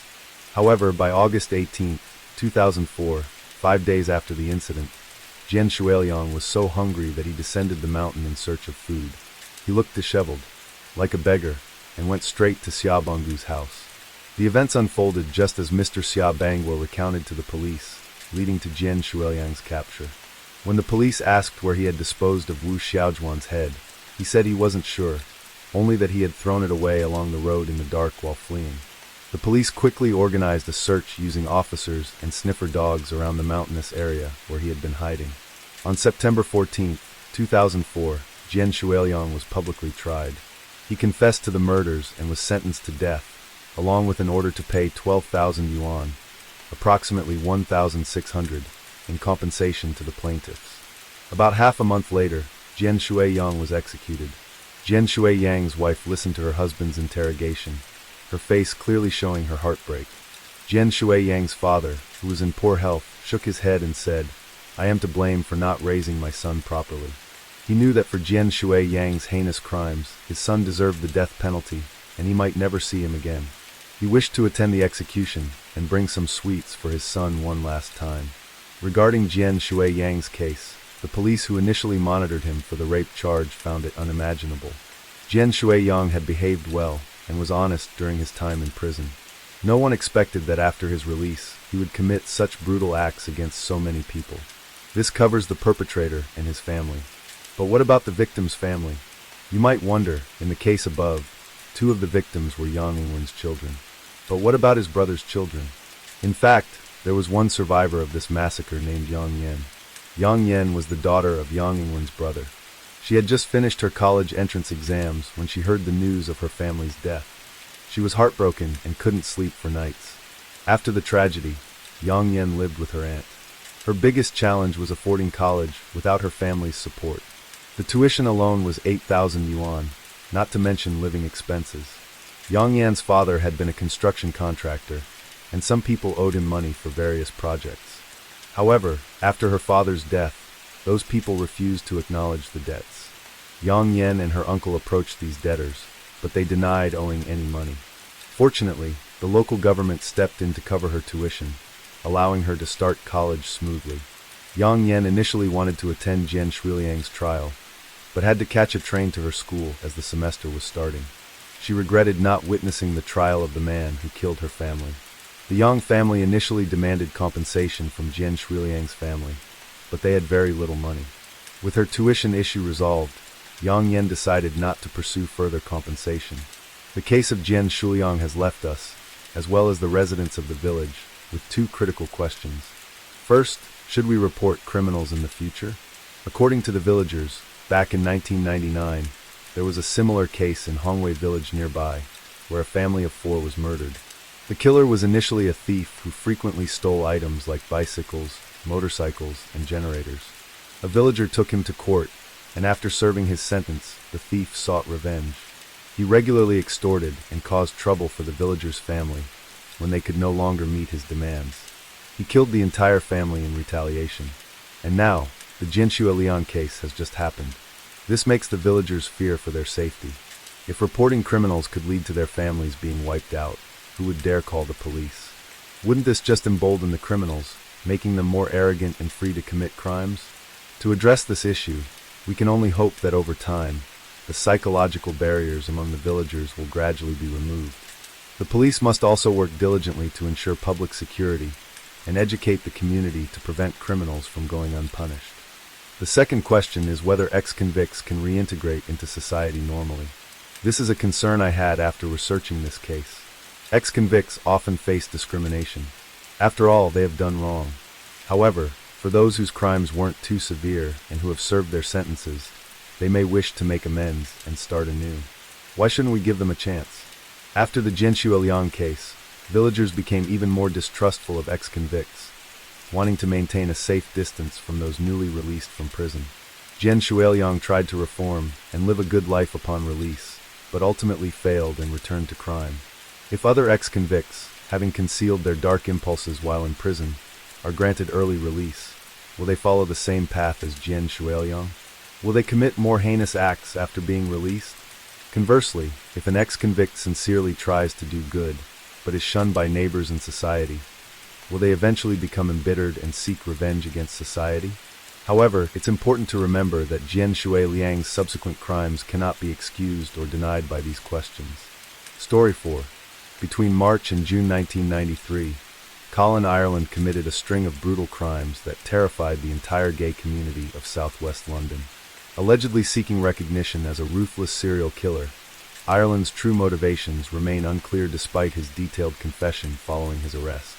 Ireland not only became one of the coldest and most twisted criminals in Great Britain's history, but also demonstrated a surprising level of sadism, even for someone with a psychopathic profile. On March 10, 1993, Brandon Malinsky, a reporter for the British newspaper The Sun, received a strange call from a man who claimed that two dogs were locked in an apartment in the Battersea district of southwest London. Malinsky politely told him that this was not relevant news for a newspaper like The Sun. However, the man insisted that the animals needed to be released immediately, as their owner had been murdered by him and the corpse was still inside the apartment. The shocking revelation took Malinsky by surprise, and he tried to obtain more information. Although the man refused to reveal his identity, he justified the crime by claiming that his victim belonged to the gay community and was a pervert who enjoyed bondage, an erotic practice involving role-playing, restraint, and fetishism. In fact, he claimed that he had tied the victim up before torturing and killing him. After the grisly confession, the alleged killer hung up the phone and Malinsky immediately contacted Scotland Yard to report the disturbing call. Shortly before, an official from the Samaritans, a well-known charity organization, had also contacted the police, alerting them to a man who had called them with the same story. The authorities were not aware of any disappearances or crimes in the area, but 2 hours later, a man called the police department to report finding a friend dead inside an apartment in the Battersea district. The body belonged to Peter Walker, a 45-year-old gay choreographer and theater director. The witness stated that he had been trying to contact Walker for 2 days, and as he hadn't been able to do so, he decided to visit him at his home and stumbled upon the macabre discovery. An officer team, led by Detective Martin Finnegan, rushed to the scene and found 2 hungry dogs locked in the living room and Walker's naked body lying on his bed. He had several lacerations, presumably from a chain. His hands were cuffed behind his back and knotted with condoms. His head was covered with a plastic bag and stuffed inside a condom. The crime scene perfectly matched the one described by the man who had spoken to the Sun newspaper reporter earlier that day. 2 teddy bears simulating the 69 sex position were also found on the body's chest, another element that led detectives to assume that the man was trying to denigrate his victim or taunt them. Although the apartment was in disarray, there was no indication that someone had forced their way in. There were no clothing fibers, hairs, or fingerprints on the doorknobs, which had been carefully cleaned. The victim's body was sent to the morgue for an autopsy, and forensic experts discovered that Walker's testicles had been burned, possibly with a lighter, and that a condom had been inserted into his mouth after he died. It was determined that Walker had been tortured for hours and had choked to death on his vomit, which was exacerbated by the condom and plastic bag covering his head. It was also discovered that he was undergoing medical treatment and taking several medications as he was HIV positive. Although the crime had a clear sexual connotation, the victim had not been penetrated by his assailant, nor were there any traces of semen at the scene. According to witnesses, Walker was last seen on Monday, March 8th, and someone had stolen his bank card, as it was used the following day to withdraw £200 from an ATM.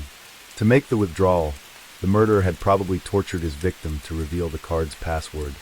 For investigators, there was no doubt that the subject who had communicated with the Sun newspaper was responsible for the crime and was bragging about what he had done. Ironically, when the media got wind of the case and the news was broadcast, they nicknamed him the animal-loving killer because he had alerted journalist Brandon Malinsky and the Samaritans to rescue the victim's dogs before they starved to death. The investigation became slow and frustrating. The police had no witnesses and no evidence to help them identify the killer. Detective Martin Finnegan even made an appearance on a famous television show, asking the public for any information that would help identify the perpetrator. In the weeks that followed, investigators tried to gather testimony from Walker's circle to determine who his friends were. They visited the places he frequented, such as pubs and gay nightclubs, but the tension between the police and the gay community was such that no one was willing to cooperate. Many feared being arbitrarily implicated in the case, so they preferred to remain silent. On May 30th, just over 2 months after Peter Walker's murder, the body of another man was found in Willesden in North London. Christopher Dunn, a 37-year-old gay librarian, hadn't gone to work for 2 days, so a colleague went to his apartment to check on him. He asked the building manager for help to open the door, and upon entering, they found Dunn's body lying on the bed, completely naked except for a leather S&M harness he was wearing. The police found no clues at the scene to help identify a possible suspect. An autopsy revealed that Dunn had been strangled with a rope and that his testicles had been set on fire.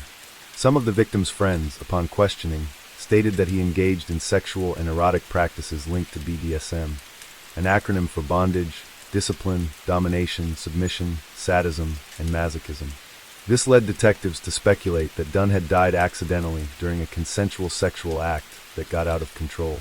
For this reason, this case wasn't initially linked to the Peter Walker murder. A week later, on June 7th, authorities were alerted by neighbors of an apartment complex in the Kensington neighborhood about the strange disappearance of one of their tenants. The subject was identified as 35-year-old Perry Bradley III. When officers forced the door of the apartment, they found Bradley's body naked, lying face down on his bed with his hands cuffed behind his back and a plastic doll left on the body.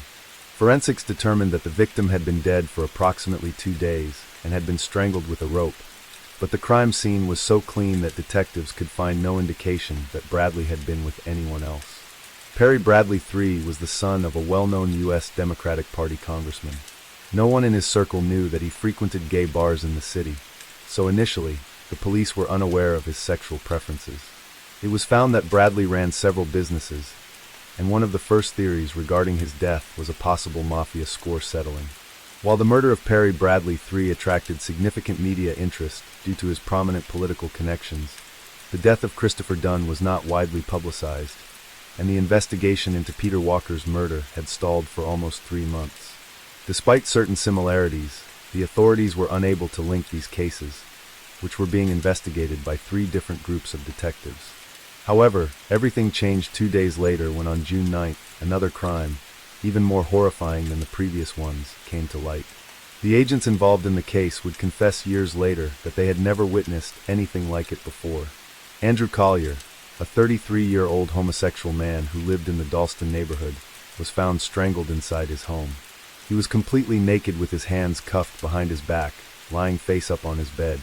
On his chest lay his cat, named Millie, who had also been strangled to death. Her tail had a condom on it, which the killer had inserted into Collier's mouth. In turn, the victim's penis, also wearing a condom, was inside the animal's muzzle. Forensic experts determined that before his death, Collier had been cruelly tortured. He had several cigarette burns on his chest and ligature marks on his wrists, ankles, and neck. Another pair of condoms were found inside his mouth, and his hair and genitals had been set on fire. The crime was so perverse and grotesque that the officers realized they were dealing with a sadistic psychopath likely to act again, although they didn't know that Collier was his 4th victim. This time, however, investigators found an important clue. On the evening of June 7th, the date Collier was last seen alive, neighbors in the apartment complex heard a fight in a nearby street, followed by the sirens of a police car. This unrelated incident caught the attention of several residents who looked out their windows to see what was going on. Armed with this information, Detective Alfred Patrick thought the killer was probably already inside Collier's apartment at the time and had likely done exactly what the neighbors had done.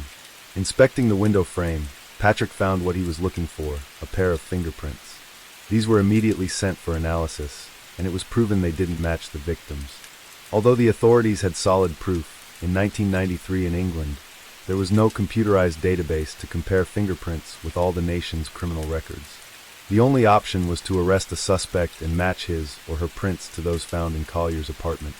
Police attempted to search for other similar crimes in South London. At the time, Christopher Dunn's murder was not linked as it was classified as an accidental death, while the investigation into Perry Bradley III's death suggested he was the victim of a mafia score settling. However, Detective Terry Webster found a case similar to Andrew Collier's murder. According to the Peter Walker crime scene records, who had been murdered almost 3 months earlier, 2 teddy bears were found on his body, simulating the 69 pose. Webster felt this was exactly what the killer intended to portray with Collier and his pet, so he contacted the Battersea Police Department. Both Peter Walker and Andrew Collier were homosexuals, frequented gay bars in the city, and were infected with HIV. The victim profiles and similarities eventually convinced investigators that the 2 cases were related. There was one detail that didn't fit, though. After killing Walker, the killer called a reporter from the Sun newspaper and the Samaritans to alert them that the victim's dogs were locked in the apartment and needed to be released. This action led to him being ironically nicknamed Animal-Loving Killer when the crime was exposed and reported by the tabloids. In Andrew Collier's murder, however, he had no hesitation about killing his cat and using her corpse to macabrely decorate the crime scene. Almost a week later, on Saturday, June 12th, the Battersea Police Department received a disturbing phone call. It came from a man claiming to have murdered Peter Walker, Christopher Dunn, Perry Bradley III, and Andrew Collier. He gave extremely specific details of each crime, criticized the officers for not linking the cases, and threatened to kill once a week if he was not stopped. He claimed he chose gay men as victims simply because he hated them and they were easy targets, as they didn't usually go to the police when they were in trouble. He also confessed that he had read several books about serial killers, especially those by FBI agent Robert Ressler, and wanted to prove that he was capable of becoming one.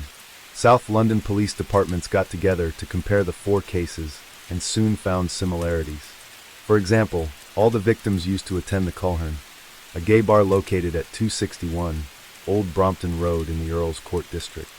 At this place, it was common to see men dressed in leather suits seeking an occasional companion who shared their sadomasochist practices. Despite the Culhern's generally festive atmosphere, it harbored dark stories that seasoned police officers recalled vividly. It was at this place that the infamous serial killer Dennis Nielsen met several of his future victims before taking them to his home, where he strangled and dismembered them between 1978 and 1983. The same happened with Michael Lupo, an Italian who was charged with 4 murders and 2 attempted murders in 1986. Lupo also frequently visited the Culhern, and it was there that he encountered the men whom he later strangled to death. While investigators were aware that the Peter Walker and Andrew Collier killings were possibly committed by the same person, the Dunn and Bradley deaths were a real surprise until they received the killer's call, and it was proven that they were regular clients of the Culhern bar. Scotland Yard agents didn't ignore the suspect's mention of FBI agent Robert Ressler's work and immediately contacted him for advice. Ressler agreed to collaborate and made it clear that the killer made the calls to draw attention and have a sense of dominance over them. By confessing to the crimes, he had become the target of a police chase, which possibly motivated him even more than the murders themselves. He also claimed that the killer was probably a single, unemployed person, aged 30 to 40, who was comfortable in the gay atmosphere of the city. After Ressler's collaboration, the investigators realized that the killer was testing them. He was angry at the slow progress of the investigation, mainly because the local media were not talking about his crimes. On June 12th, the killer called the police again. This time, he claimed they should look for the 5th victim in a house destroyed by fire. Hours later, a fire complaint was received from the Lewisham area in southeast London. The windows of the apartment were darkened and smoke was coming out of it. Upon entering, police found a lot of clothes and wooden furniture burning in flames. Although fortunately, the fire did not spread sufficiently due to the lack of oxygen inside the building. In the main room lay the dead body of Emmanuel Spattieri, a 41-year-old Maltese chef. He had signs of torture, marks of cuffs on his wrists, and had been strangled to death. Although a thorough search was carried out in Spattieri's apartment, investigators found no clues to identify the attacker. At midnight on Tuesday, June 15th, London authorities held a press conference to warn the country about a dangerous serial killer who had already killed 5 victims, putting the gay community at risk. The general public, and homosexuals in particular, were advised to avoid inviting strangers to their homes and to stay alert to any suspicious situations. While the police were trying to arrest the killer responsible for the deaths of 5 homosexuals, a gay pride march was held in the capital, attended by more than 50,000 people. The demonstration was overshadowed by the acts of a sadistic psychopath who had rightly chosen them as targets. Thousands of leaflets were distributed containing information about the victims in hopes that someone might have seen them with a suspect around the dates of their murders. As the investigation into Emmanuel Spattieri's death continued, the detectives found a crucial clue. It was discovered that a day before his body was found, Spattieri had attended the Culhern bar. The officers concluded that the victim had met his killer at the bar and, using a map, traced possible routes back to Spattieri's apartment. One of these routes involved going through Charing Cross Station, which had just been equipped with security cameras. After several hours of reviewing footage, they finally found a segment showing Emmanuel Spot-Yerry walking through the train station around 11:30 p.m., accompanied by a tall, well-built man. Although the recording was somewhat blurred, the authorities considered the suspect's physical characteristics enough for identification and chose to broadcast his image across all media. They also gathered testimony from multiple individuals present at Charing Cross train station during that period, some of whom reported seeing both men, along with statements from the staff at the Culhern bar on the same evening. Thanks to their descriptions, a more precise portrait of the suspect was created and promptly circulated in the press and on television.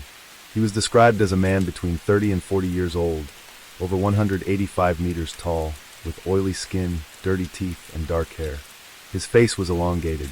He had a pronounced nose, small eyes, and a powerful jaw. Finally, on June 19th, facing all the expectations generated by the case, the man in the pictures contacted the authorities through his lawyer to make a statement.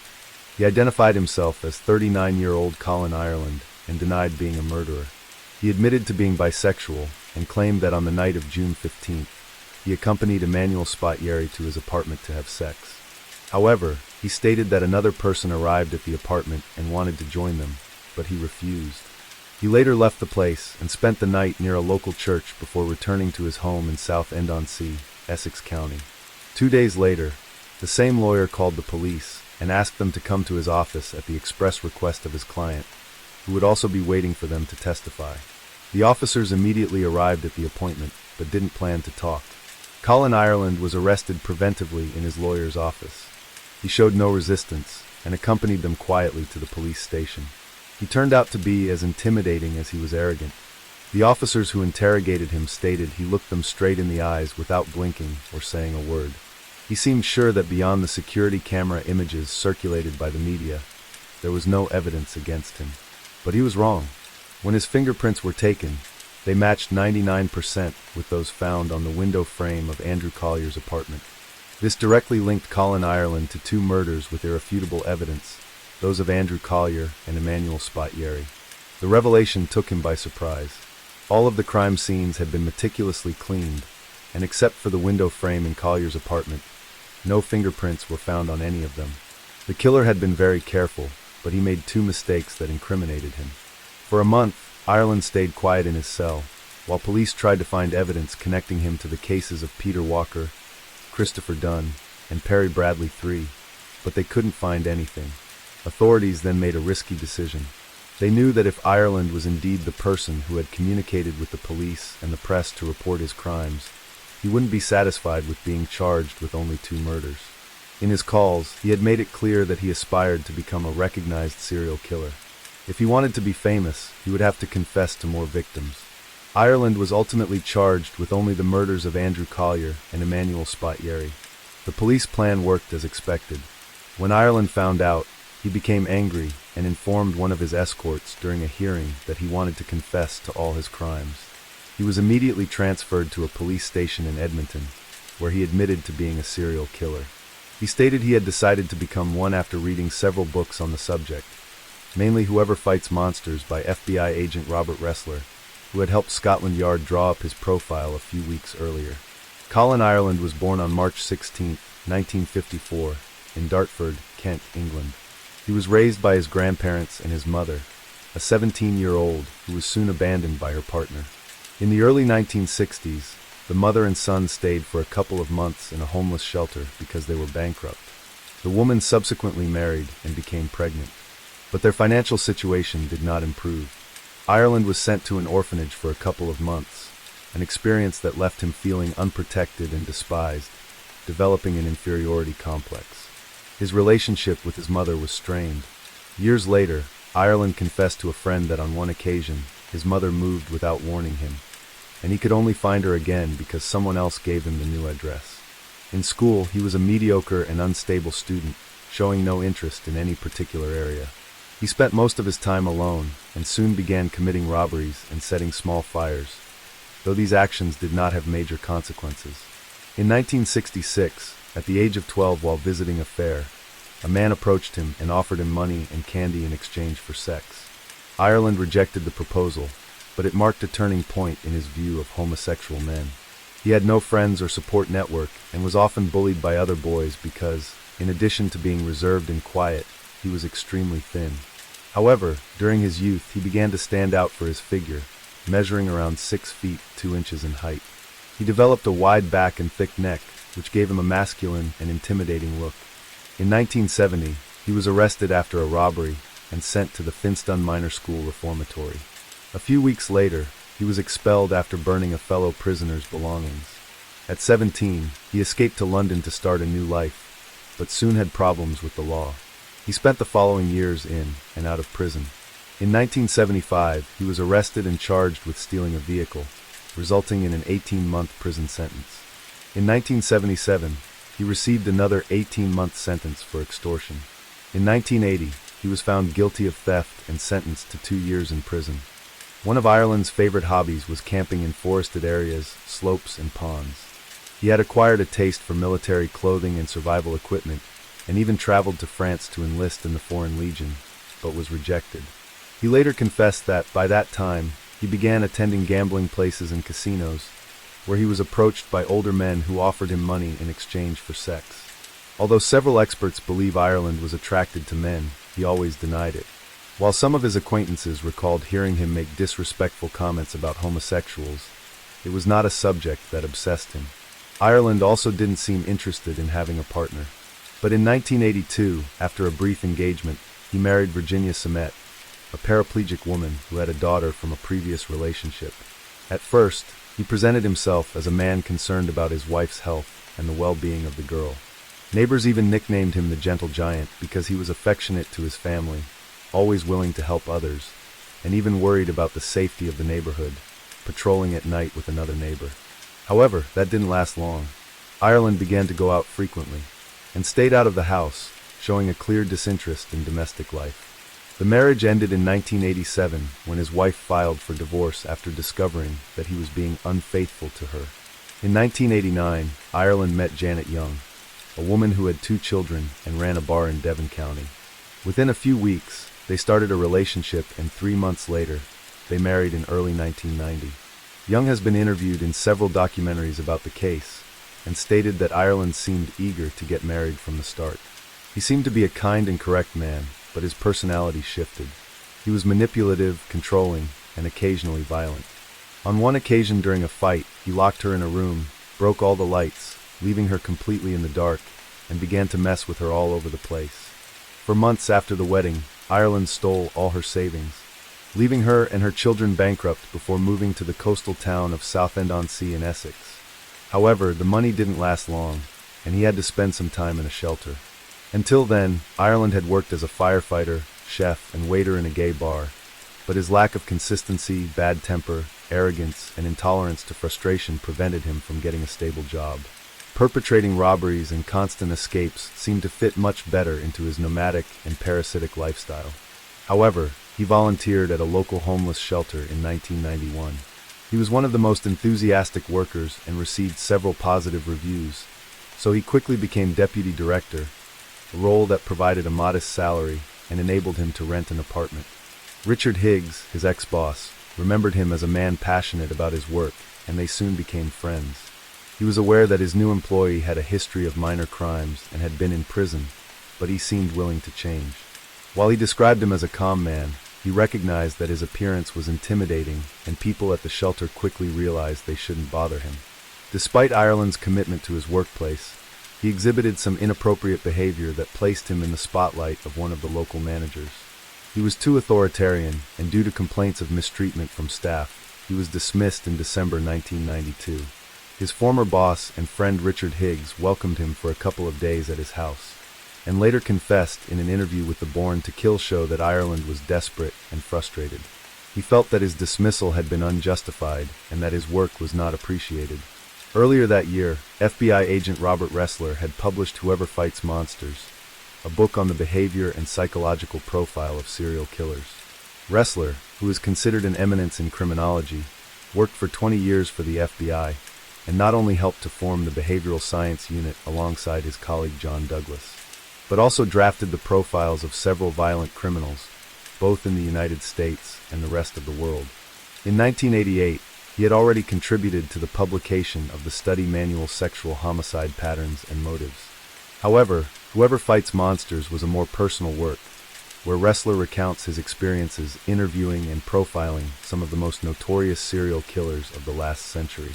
The book had a huge impact and success internationally, becoming a valuable document for psychiatrists, psychologists, and criminologists. However, when Colin Ireland read it, he was fascinated by the criminal minds of serial killers and began to fantasize about killing to become famous. He was aware that in his whole life, he had not been able to accomplish a single project. He couldn't enter the Foreign Legion, his 2 marriages failed, he had no fixed place to settle, and he spent much of his time renting small apartments. He could only access mediocre and poorly paid jobs, and was fired from the only job where he had felt important. Considering that Ireland was a resentful, self-centered, and narcissistic psychopath, becoming a serial killer seemed to him a very attractive idea. It was around New Year's Eve in 1992 that he decided to take a step beyond his dark fantasies, although he committed his first crime in March. After his arrest in 1993, Colin Ireland detailed the 5 murders he had committed. The planning of the attacks and the coldness of his testimony impressed the officers.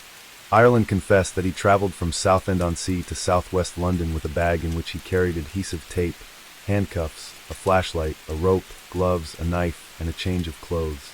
All these items were purchased exclusively for the occasion, and with the same money he had stolen from previous victims. He made sure that the items were accessible in any mall and were discarded after the crimes. He met all his victims at the Culhern bar, where he claimed he chose only those men who approached him for sex. Once he agreed to accompany them to their homes, he tricked them by tying and gagging them, supposedly to perform erotic games of submission. However, the levels of violence escalated rapidly. While they were restrained, he threatened to kill them to get the pins for their bank cards. He then searched the rooms for money and began torturing his victims. He eventually strangled the victims with a rope, served himself something to eat, and listened to the radio, or watched television next to the bodies for hours. Shortly before dawn, he meticulously cleaned up the crime scene, leaving no trace of his presence. He even took the cutlery he had used to avoid leaving traces of his DNA. He wore the change of clothes he had brought, so that no one around would recognize him from the night before, leaving the apartments around 7 a.m. when most Londoners were on their way to work. Walking out at 3 a.m. could have been much more suspicious. So in this way, he managed to go unnoticed.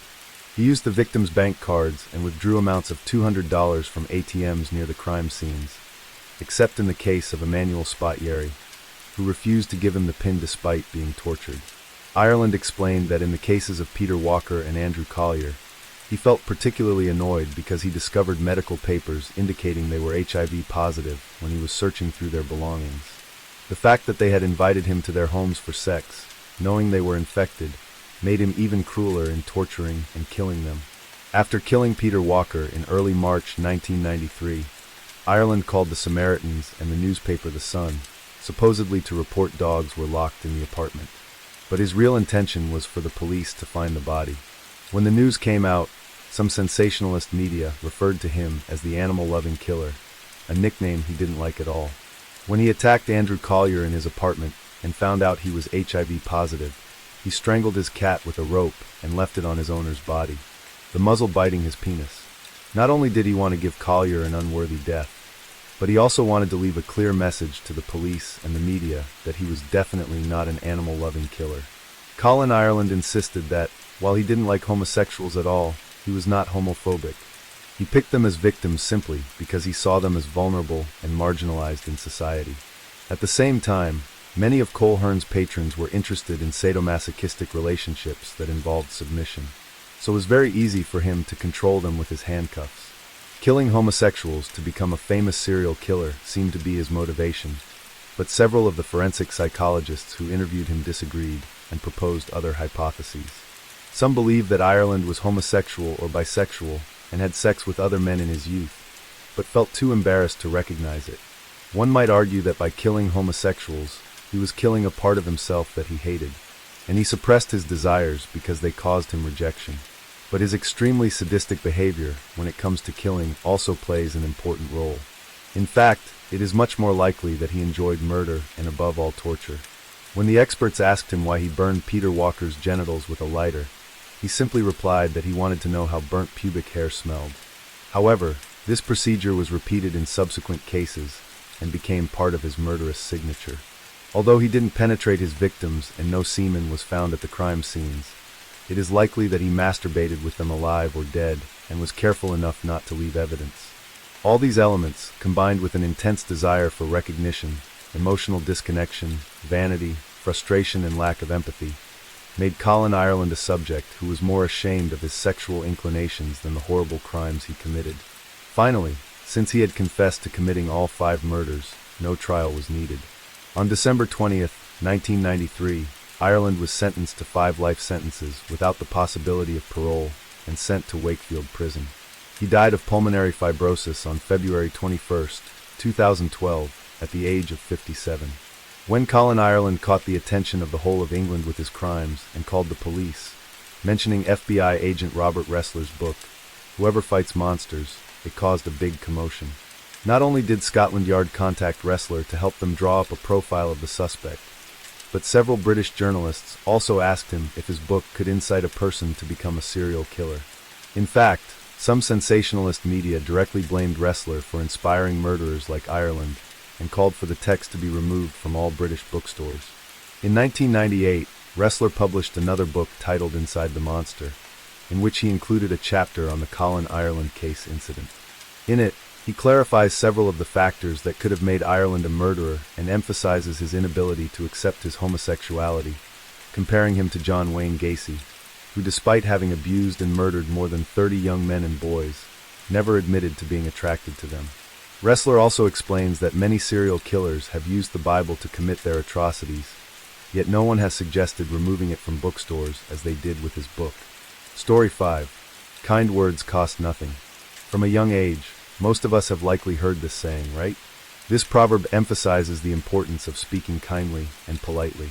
It's not about lying, but rather knowing how to speak appropriately in different situations to avoid causing discomfort. Story stems from a careless remark and an uncontrolled action in a moment of anger. This led to a heartbreaking tragedy for several family members. In Tongming County, Kunming City, Yunnan Province, China. Among the ordinary rural houses, a luxurious villa stands out, catching the eye of anyone passing by. This 3-story mansion is owned by a man named Ni Xiaoping. Ni Xiaoping, now 50 years old, is a successful businessman.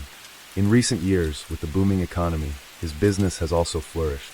Ni Xiaoping demolished his old dilapidated house and replaced it with one of the largest buildings in the county. Not only is he wealthy, but Mr. Xiaoping is also highly regarded for his personal integrity. Despite his financial leap, Ni Xiaoping has always maintained a simple and polite demeanor when interacting with others. He appears friendly, enthusiastic, and ready to help everyone around him. His relatives, neighbors, and acquaintances all admire him for his thoughtfulness and attentiveness in every aspect. Everything seemed fine until the evening of June 1st, 2012, when a neighbor visited Ni Xiaoping. Upon arrival, the neighbor, Mr. Shui, noticed something strange. Mr. Xiaoping's gate, usually closed securely with visitors needing to ring the bell and wait for someone to open it, was wide open. The yard and we're in complete darkness. Mr. Shui took a few more steps and suddenly smelled a very unpleasant stench.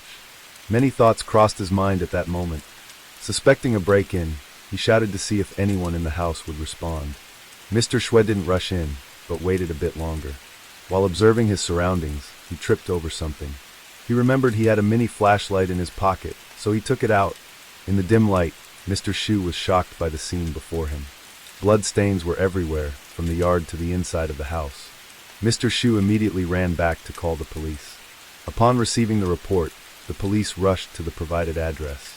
Before the police arrived, a large crowd of curious locals had gathered, all horrified by the gruesome scene. 3 bodies were scattered in the yard, including 1 man and 2 women. The scene was chaotic, with blood everywhere. In the middle of the yard was a fallen dining table, with broken plates and dishes. Additionally, the police found a 50 centimeters long cylindrical wooden stick covered in blood, a broken broom, and numerous messy shoe prints. Based on the scene, the police surmised that the victims had put up a fierce struggle. The recorded shoe sizes were 45, 47, and 49. The 3 bodies were quickly identified as Chun Wei-yi, 72 years old, Wang Huan Shui, 70 years old, and Enai Xiaowing, 45 years old. Mr. Wei had a wound on his left chest. Huang Huanshui had 2 wounds on her neck. Enai Xiaowen had a wound on his left temple and several wounds around his right eye. Mrs. Xiaowen's neck had a small arc-shaped mark, indicating she was likely wearing a necklace that was snatched off by the assailant. Following the trail, the police entered the villa and discovered another body in the entrance of the living room. This was identified as the homeowner, Enai Xiaoping. Mr. Xiaoping had multiple overlapping wounds, with the fatal one being on his left chest. It appeared that Mr. Xiaoping was the main target. His cheeks bore many finger marks. There were drag marks from Mr. Xiaoping's position to the stairs. At the foot of the stairs, 2 more victims were found, Enai Bing, Mr. Xiaoping's daughter, and Zhang Hohat, Mr. Xiaoping's wife. Mrs. Enai Bing was found with her clothes removed, and there were multiple semen samples in her genital area. The initial cause of death for Mrs. Enai Bing was suspected to be suffocation. It seemed likely she was sexually assaulted before being killed. Mrs. Hohat was found dead in a sitting position against the wall by the stairs. When the police lifted Mrs. Hohat's head upright, it matched the blood stains on the wall, suggesting that the assailant had repeatedly slammed her head against the wall. On the living room table, there was a teapot and 3 half-full glasses of water.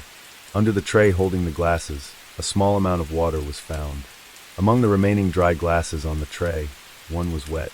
This indicated that 4 people had recently had tea. Under the sofa, the police found an employee ID card belonging to a man named Chilbashu. In the kitchen, the police discovered a pot of meat left uncovered on the gas stove. Next to the pot was an empty plate and a pair of chopsticks. It was likely that someone was about to bring food to the table in the yard when the crime occurred. While inspecting the first floor, the police suddenly heard a child's cry coming from upstairs, so they immediately moved up. In a bedroom on the 2nd floor, the investigation team found a 2-year-old boy sitting alone in a corner. The boy had faint blood stains on his face, but no other injuries. Neighbors of Mr. Xiaoping identified the boy as Mr. Xiaoping's grandson. The son of victim Enai. Mr. Xiaoping's villa had a total of 5 bedrooms, 1 on the 1st floor, with the remaining 4 on the 2nd and 3rd floors. There was also a shrine room on the 3rd floor. All rooms showed signs of being ransacked, with wardrobes, bedside tables, handbags, and drawers all disturbed. In a 2nd floor bedroom, the police discovered a small safe, 2 hammers, and a pair of pliers. Upon further inspection, the team noticed a camera in the living room, but it was non-operational and provided no clues. Based on all the collected evidence, most police officers believed this to be a robbery. However, Captain Wen had a different theory. Wen suggested that the crime might have been motivated by both robbery and revenge. His reasoning was based on the brutal nature of the attacks, especially on Mr. Xiaoping. Mr. Xiaoping's injuries were far more severe than those of the other victims, indicating he was likely the main target of the assailant's wrath. After gathering all the data from the crime scene, the investigation team formed the following description of the case. The murder scene included the yard and the living room on the 1st floor. The entire villa showed signs of being searched. There were 6 victims in total. Homeowner Enai Xiaoping, his wife Zhang Hohat, his parents-in-law Qin Wei and Huang Huanshui, his daughter Enai Bing, and his sister Enai Xiaowan. The murder weapon appeared to be a sharp object, possibly a dagger or a folding knife with a blade approximately 20 centimeters long. Except for Enai Bing, who died from suffocation, the other victims succumbed to multiple injuries and acute blood loss. The motive was likely both revenge and theft. Based on the numerous chaotic footprints at the scene, the perpetrators were believed to be a group of 3 to 4 individuals. Based on these analyses, the investigation team began to look into the social relationships of the victims. According to the information gathered, Mr. Enai Xiaoping was a successful businessman in Tongming County. He started in the food service industry and later moved into fashion. His businesses flourished, leading to financial prosperity. Mr. Xiaoping was known for his friendly personality, generosity, and had no known conflicts with anyone. Mr. Xiaoping's daily routine involved supervising his store's operations in the morning, returning home for a nap in the afternoon, and then visiting a neighbor's house to play chess. His wife, Zhang Hohat, was a homemaker and had minimal social interactions, keeping her relationships relatively simple. Mr. Xiaoping's elderly in-laws mostly stayed at home with their family. Enai, who had recently given birth, stayed home to take care of her child. Mr. Xiaoping's sister, Enai Xiaowan, was 45 years old and single. Although she was friendly, she had ambiguous relationships with several men. 9 people lived in the villa, including the 6 victims, a 1.5-year-old child who survived, Mr. Xiaoping's youngest daughter, Ni Dong, and Ni Bing's husband, Gue Yunlong. Ni Dong, 23, was a university student living in a dormitory. Upon hearing about the tragedy, she immediately took a bus home. The investigation team questioned Ni Dong about her brother-in-law, Gue Yunlong. Ni Dong revealed that the relationship between her family and Gue Yunlong was strained. He had previously abused her sister, which Mr. Zhao Ping had discovered, leading to Mr. Zhao Ping beating Gue Yunlong with a wooden stick. Gue Yunlong was not well liked by the family, as he often stayed out late, associated with idle friends, and caused trouble in the neighborhood. Ni Dong shared that recently, Gue Yunlong had found a suitable job in Beijing. Although the location was far from home, he wanted to prove his abilities and had obtained the family's permission to take the job. 2 days before the incident, the whole family had seen him off at the train station. This explained his absence during the tragedy. Ni Dong speculated that her brother-in-law was likely unaware of the family's misfortune. The investigation team asked Ni Dong if she had any suspicions about who might be responsible. After thinking for a while, she mentioned a man named Jia Xuedong, who was Ni Xiaowan's lover. According to Ni Dong, Jia Xuedong had a shady background and was unemployed, making him unpopular with the family. After reviewing the relationships of the 6 victims, the investigation team found that Ni Xiaowan had the most complicated associations. Based on Ni Dong's information, they immediately sought out Jia Xuedong. Jia Xuedong, 45 years old, originally from Guangzhou province, moved to Kunming City 2 years ago. Initially, Jia Xuedong worked at a steel factory in the city. The job and salary were quite stable. However, in the past 6 months, the factory received fewer orders and implemented a policy to cut staff. Due to his age, Jia Xuedong was on the list of employees laid off. Without an income, he couldn't afford to live in the expensive city center.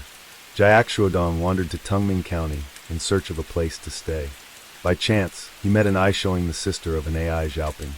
Knowing Xiaowan was single, Jia Xuedong intended to get to know her. Feeling lonely and seeing Jia Xuedong as simple and honest, Xiaowan agreed to date him. After learning that Xiaowan's brother was wealthy, Jia Xuedong hoped to latch onto this family for an easier life. Initially, Mr. Xiaoping's family was excited to hear that his sister had a boyfriend. They didn't care about Jia Xuedong's background. They just hoped he would be ambitious and love an AI Xiaowan. However, Mr. Xiaoping soon discovered that Jia Xuedong was not a good person. He was exploiting and taking advantage of his sister, so Mr. Xiaoping demanded they end their relationship immediately. One time, when Ni Xiaowan didn't return home overnight, Mr. Xiaoping angrily went to Jia Xuedong's lodging to find her. A heated argument ensued between the three. Mr. Xiaoping, furious that his sister wouldn't listen, scolded her and threatened Jia Xuedong to stay away from his sister, warning that he would report Jia Xuedong to the police for previously swindling money from Xiaowan. When the police approached Jia Xuedong, he tried to avoid them. However, the police insisted he cooperate or face penalties. Jia Xuedong admitted that he despised Mr. Xiaoping's family for looking down on him. During the interrogation, he even displayed anger, increasing the investigators' suspicions. The police asked Jia Xuedong about his whereabouts on the evening of June 1st. He hesitated and trembled, seemingly hiding something. The police pressed him, and finally, Jia Xuedong confessed that on the evening of June 1st, he and a friend committed a burglary at an elderly woman's house. After successfully stealing 1,000 yuan in cash, Jia Xuedong and his accomplice went drinking at a nearby bar. The investigation team later apprehended Jia Xuedong's accomplice, confirming his alibi and ruling him out as a suspect. The investigation team then showed Nidong the employee ID card with the name Chio Buisu, found under the sofa at Mr. Xiaoping's house. Nidong identified Chio Buisu as an employee at her father's store. According to Nidong, Chio Buisu was a capable and kind person who frequently visited their home. She mentioned that Chio Buisu was struggling financially, with his mother severely ill. Unable to afford her medical treatment, he had borrowed money from various sources. Mr. Xiaoping, known for his generosity, lent Chiu Buxu 25,000 yuan, approximately 3,500, to help him out. After gathering this information, the investigation team went to Chiu Bux's house for questioning. When asked why his employee ID card was found under the sofa at Mr. Xiaoping's house, Chiu Buxa thought for a while, and then explained. On the evening of June 1st, he had visited Mr. Xiaoping's house to thank him for the loan, and to inform him that his mother's surgery had been successful. While there, Zhou Buxiu had left his card on the table. However, when he was leaving, he couldn't find it. Zhou Buxiu assumed that Mr. Xiaoping's grandson might have taken it and misplaced it. Since he needed to visit his mother in the hospital, he didn't persist in searching for it and said goodbye to everyone before leaving.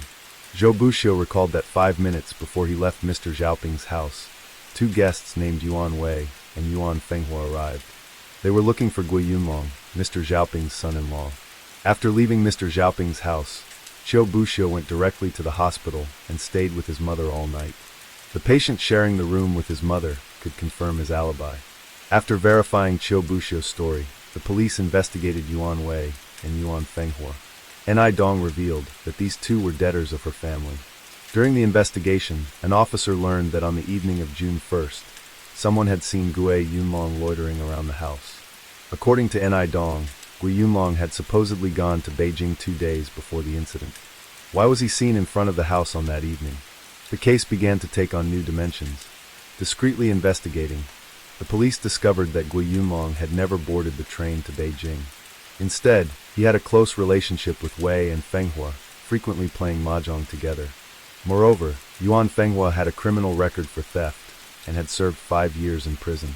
At this point, the police identified Fenghua, Wei, and Gui Yunlong as suspects after reviewing surveillance footage from city exits and train stations. They found that the 3 suspects had rented a car to flee to Kunming City. The police traced the car owner and learned that after getting off, Wei, Fenghua, and Gui Yunlong took a train to Lijiang. On June 3, 2012, 2 days after the murders, the suspects Gui Yunlong, Yuan Wei, and Yuan Fenghua were apprehended in Shangri-La. They were then escorted to the Tungming County Police Station. On June 5, under intense police interrogation, all 3 suspects initially refused to speak. However, 2 hours later, Gui Yunlong finally broke down and confessed to the entire crime, implicating his accomplices as well. Gui Yunlong was born in 1990 in Yilan County, Yunnan Province, China, into a poor farming family. His education was average at best. After graduating from middle school, Gui Yunlong started working to support himself. Without any formal qualifications, he could only find manual labor jobs. At the age of 20, Gui Yunlong was hired as a waiter at a restaurant in Tungming County.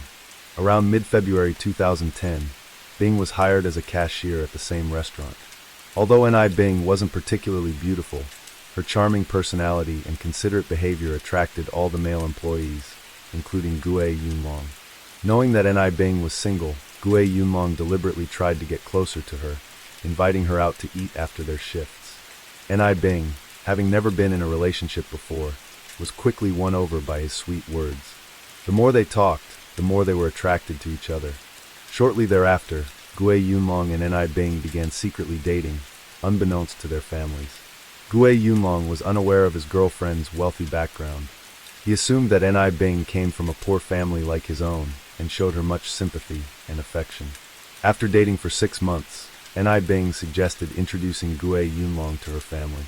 To make a good impression, Gui Yunlong went to the local market and bought gifts for the first meeting. Upon arriving, Gui Yunlong realized he had been deceived by his girlfriend. Ni Bing's family was quite wealthy, with her father being a prominent businessman in the city. Their economic conditions and backgrounds were worlds apart. After Ni Bing's parents divorced, she and her sister lived with their father and stepmother. In 2009, Ni Bing was emotionally affected after failing her college entrance exams.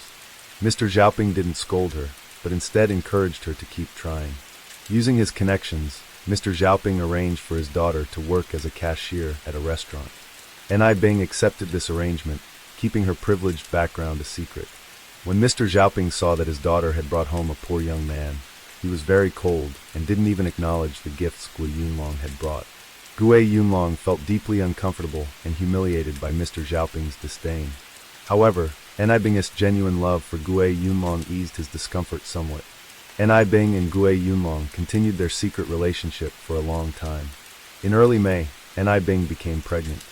She asked her mother to persuade her father to agree to the marriage.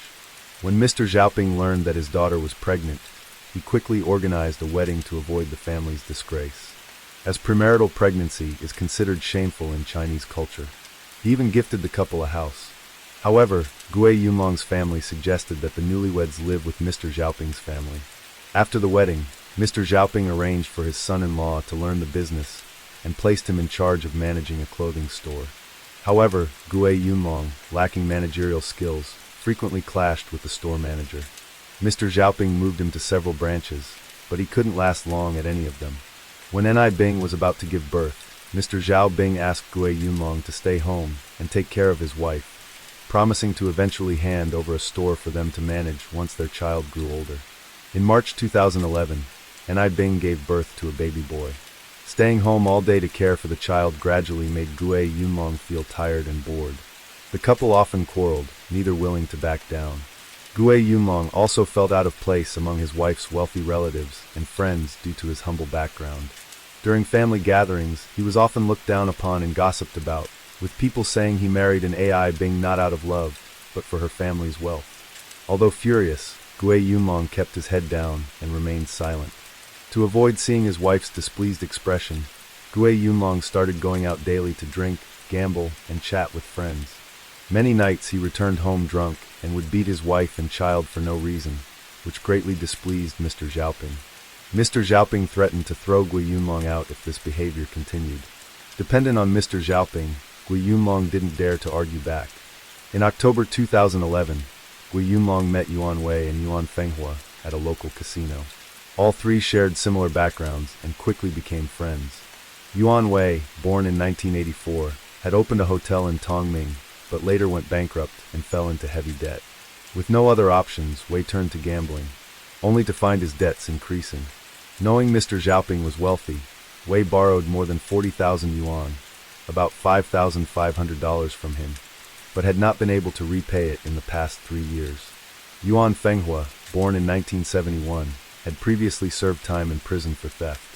After his release, he faced rejection from society and struggled to find a job, eventually securing work as a construction worker.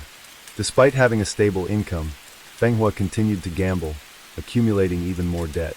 He too owed money to Mr. Xiaoping. Knowing that Gui Yunlong was Mr. Xiaoping's son-in-law, and Fenghua befriended him, often inviting him out to create a sense of camaraderie. During the 2012 Lunar New Year, Gui Yunlong took his wife and child to visit his parents. Ni Bing gave her mother-in-law 1,000 yuan, but Gui Yunlong, thinking it was too little, secretly gave an additional 2,000 yuan, which Ni Bing noticed. This led to a heated argument that continued all the way home. In a fit of anger, Ni Bing blurted out, "Fine, you did the right thing. Just consider our family as charity for you beggars." Feeling humiliated in front of everyone, Gui Yunlong lashed out, ignoring his crying child, and pushed his wife, then kicked and punched her. When Mr. Zhao Bing found out, he was furious and slapped Gui Yunlong for hitting his wife. Knowing he was in the wrong, Gui Yunlong didn't dare to argue, and was forced to apologize. He knelt down and promised never to hit his wife again. That night, he even brought his wife water to wash her feet, trying to show his remorse. However, the slap from his father-in-law lingered deeply in his mind. One night, while drunk, he confided in Yuan Wei and Yuan Fenghua about the incident. In early March 2012, the entire Ai Xiaoping family moved into a newly built 3-story villa. Shortly afterward, Mr. Xiaoping began to call in the loans he had given out over the years. At the beginning of April, Mr. Xiaoping approached Yuan Wei to collect the 40,000 yuan owed to him. Wei begged for a 1-month extension, and Mr. Xiaoping agreed. During this time, Yuan Wei lost all of the 20,000 yuan he had recently borrowed from someone else. He was also being hounded by creditors threatening to seize his car and hotel as collateral. On May 25th, Yuan Wei and Yuan Fenghua were drinking together when they suddenly came up with the idea to rob Mr. Xiaoping to pay off their debts. Fenghua, desperate for money, agreed immediately. They then decided to involve Gui Yunlong as an inside man. On May 31st, when Yuan Wei and Yuan Fenghua proposed kidnapping Mr. Xiaoping, taking the ransom money, and then killing the entire family to eliminate witnesses, Gui Yunlong agreed without hesitation. The three spent more than 3 hours planning the specifics of their crime. The next day they went to a supermarket, bought 3 sharp knives, 2 face towels and several ropes, and then took a cab to a location near the Ni Xiaoping villa to wait for the right moment to strike. In the evening, when fewer people were around, they began their plan. Yuan Wei and Yuan Fenghua pretended to call at the door, while Gui Yunlong kept watch outside the villa gate. At that time, Mr. Xiaoping's in-laws and sister were busy preparing dinner in the yard and the kitchen on the first floor. Seeing that someone was looking for his son-in-law, Mr. Xiaoping opened the door for Wei and Fenghua. Knowing that Wei and Fenghua were acquaintances of his son-in-law, Mr. Xiaoping was curious. While chatting, Wei and Fenghua seized the opportunity to overpower Mr. Xiaoping, tying his hands and feet to a chair. Mrs. Ni Bing and her stepmother were on the second floor when they heard unusual noises. Rushing downstairs, they were immediately subdued by Yuan Wei. Mr. Xiaoping struggled and shouted for help, but his mouth was gagged with a cloth. Seeing the vicious attackers, 3 family members grabbed brooms and sticks to fend off the murderers. Yuan Fenghua quickly opened the door to let Gui Yunlong in to assist. While Mr. Xiaoping, his wife, and Ni Bing were tied up inside the house, Gui Yunlong, Yuan Wei, and Yuan Fenghua attacked Mr. Xiaoping's in-laws and his sister outside. They grabbed the wooden stick from Ni Xiuwen and used it to strike her temple, rendering her unconscious. Fenghua then used a knife to attack Mr. Chen Wei, killing him. Mrs. Huang Huanxue was pushed down and similarly attacked. After dealing with the 3 outside, the trio returned to the living room to interrogate Mr. Zhao Bing and his family. Yuan Wei and Yuan Fenghua, noticing that Ni Bing was wearing short clothes, laughed and assaulted her in front of Mr. Zhao Bing and his wife. Gui Yunlong did nothing to stop them. Instead, he laughed with satisfaction, feeling he had avenged past grievances. After taking turns violating Ni Bing, Yuan Wei covered her mouth and nose with a cloth, causing her to suffocate. Gui Yunlong then approached Mr. Zhao Ping, slapping his face repeatedly to exact revenge for the previous slap. Yuan Fenghua beat Mrs. Ni Bing against the wall multiple times, and she died in a seated position against it. Seeing his wife and daughter die in front of him, Mr. Xiaoping could only cry helplessly. With only Mr. Xiaoping left alive, Gui Yunlong insisted on handling him personally. He pushed Mr. Xiaoping to the foot of the stairs to take one last look at his wife and daughter. After that, Gui Yunlong repeatedly struck Mr. Xiaoping with a weapon until he died. Dragging Mr. Xiaoping to the center of the house, Gui Yunlong laughed maniacally, feeling his revenge was complete. After the murders, Gui Yunlong rummaged through his father-in-law's pockets, taking over 10,000 yuan. The trio then ransacked the second floor, searching wardrobes, safes, and dressing tables. Gu Wei Yunlong's 1.5-year-old son woke up and cried for his mother. Gu Wei Yunlong, using his blood-stained hand, wiped the child's tears and sat him in a corner. After looting every corner of the house, they headed downstairs. Yuan Wei, noticing a gold necklace on an Aishawan, snatched it.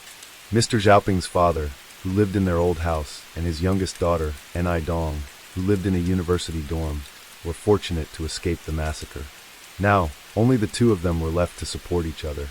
Ni Bing's son was taken in by his grandmother, Mr. Xiaoping's ex-wife. On April 11, 2013, the 3 suspects were prosecuted for robbery and murder. The trial took place on December 10, 2013, with the victim's family requesting the harshest penalties instead of civil compensation. In 2015, Yuan Wei, Yuan Fenghua, and Gui Yunlong were sentenced to death. This case caused significant public concern in China at the time due to the brutality of the murders, especially considering one of the perpetrators was a family member. It serves as a grim reminder that controlling our emotions and actions, particularly during moments of anger, is crucial. Restraint can help maintain relationships and prevent unforeseen consequences. Story 6. A wealthy neighboring family suddenly vanished mysteriously. How would you feel? Would you start imagining and creating bizarre theories? Perhaps behind their flashy exterior lies dark secrets no one knows? Or maybe they are a mafia family being hunted by the police. Would their sudden, traceless disappearance spark your curiosity and make you want to uncover the truth? This is the story that took place in a suburb of Shanghai, China, in 2010 during the relentless June rains. A wealthy business family suddenly vanished, and the reason behind their disappearance was even more terrifying than the neighbors' speculations. On June 10, 2010, at 8:30 a.m., Zhongqing 45 went to the mansion to look for his younger brother. No one in the family could contact Zhongwei and his wife.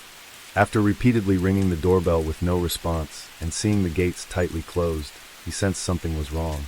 Zhongqing immediately reported to the police and officially requested an investigation into his brother's family's mysterious disappearance. Upon receiving the report, the police began investigating the whereabouts of Zhong Wei's family. On June 3, 2010, Zhong Wei's family had returned home from their trip to the United States. A few days later, on June 8, 2010, the entire family mysteriously vanished from their home. No one could trace their whereabouts. The missing family members included Mr. Zhong Wei, 41 years old, Mrs. Li Hua, 36 years old, and their two children, Zhang Lujuan, 12 years old, and Zhang Xiaomei, 10 years old. Mr. Zhong Wei was a successful businessman. He owned an art company and several real estate properties. Although his properties were in major cities, he chose to build a mansion on Hangzhou Avenue in the Pudong district of Shanghai to live with his family. Hangzhou Avenue, despite being a large area, was mostly surrounded by coastal countryside and natural scenery. The neighborhood was sparsely populated. Without tourists, the area could be quite deserted and quiet. This made the search for the missing persons even more challenging. The Zhong Wei family rarely interacted with other households around, so the neighbors had no idea where the family might have gone. There were no witnesses to suggest they had left the area. The disappearance of a company director along with his family was extremely serious.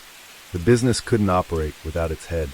The police in Pudong district swiftly began investigating this mysterious disappearance. Many theories were proposed by the neighbors.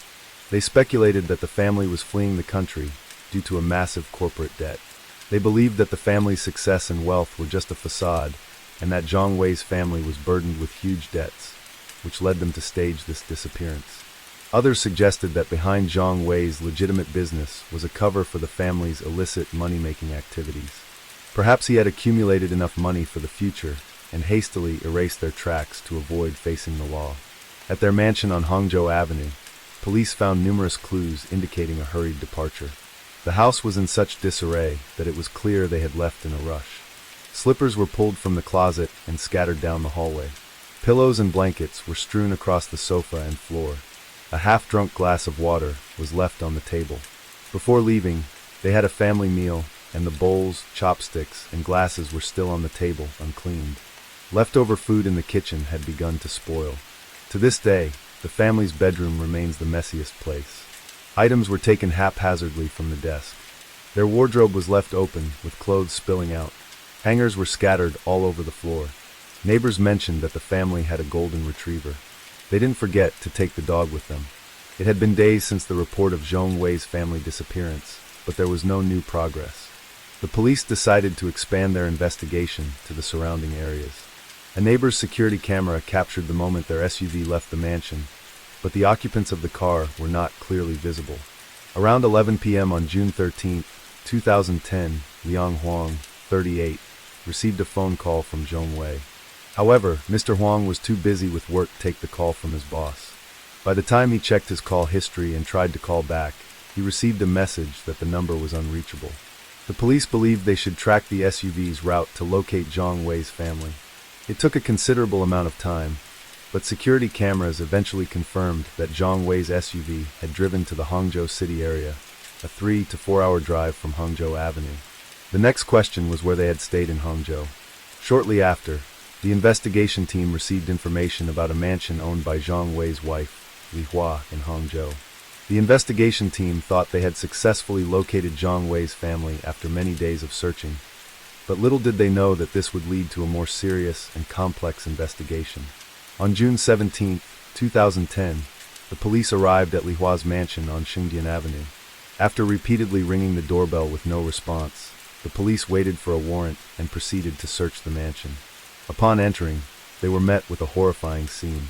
In the living room, it was evident there had been a struggle involving multiple people, as everything was in disarray. Blood stains were splattered on the walls and in the hidden corners of the house, signaling to the police that they were dealing with a difficult murder case.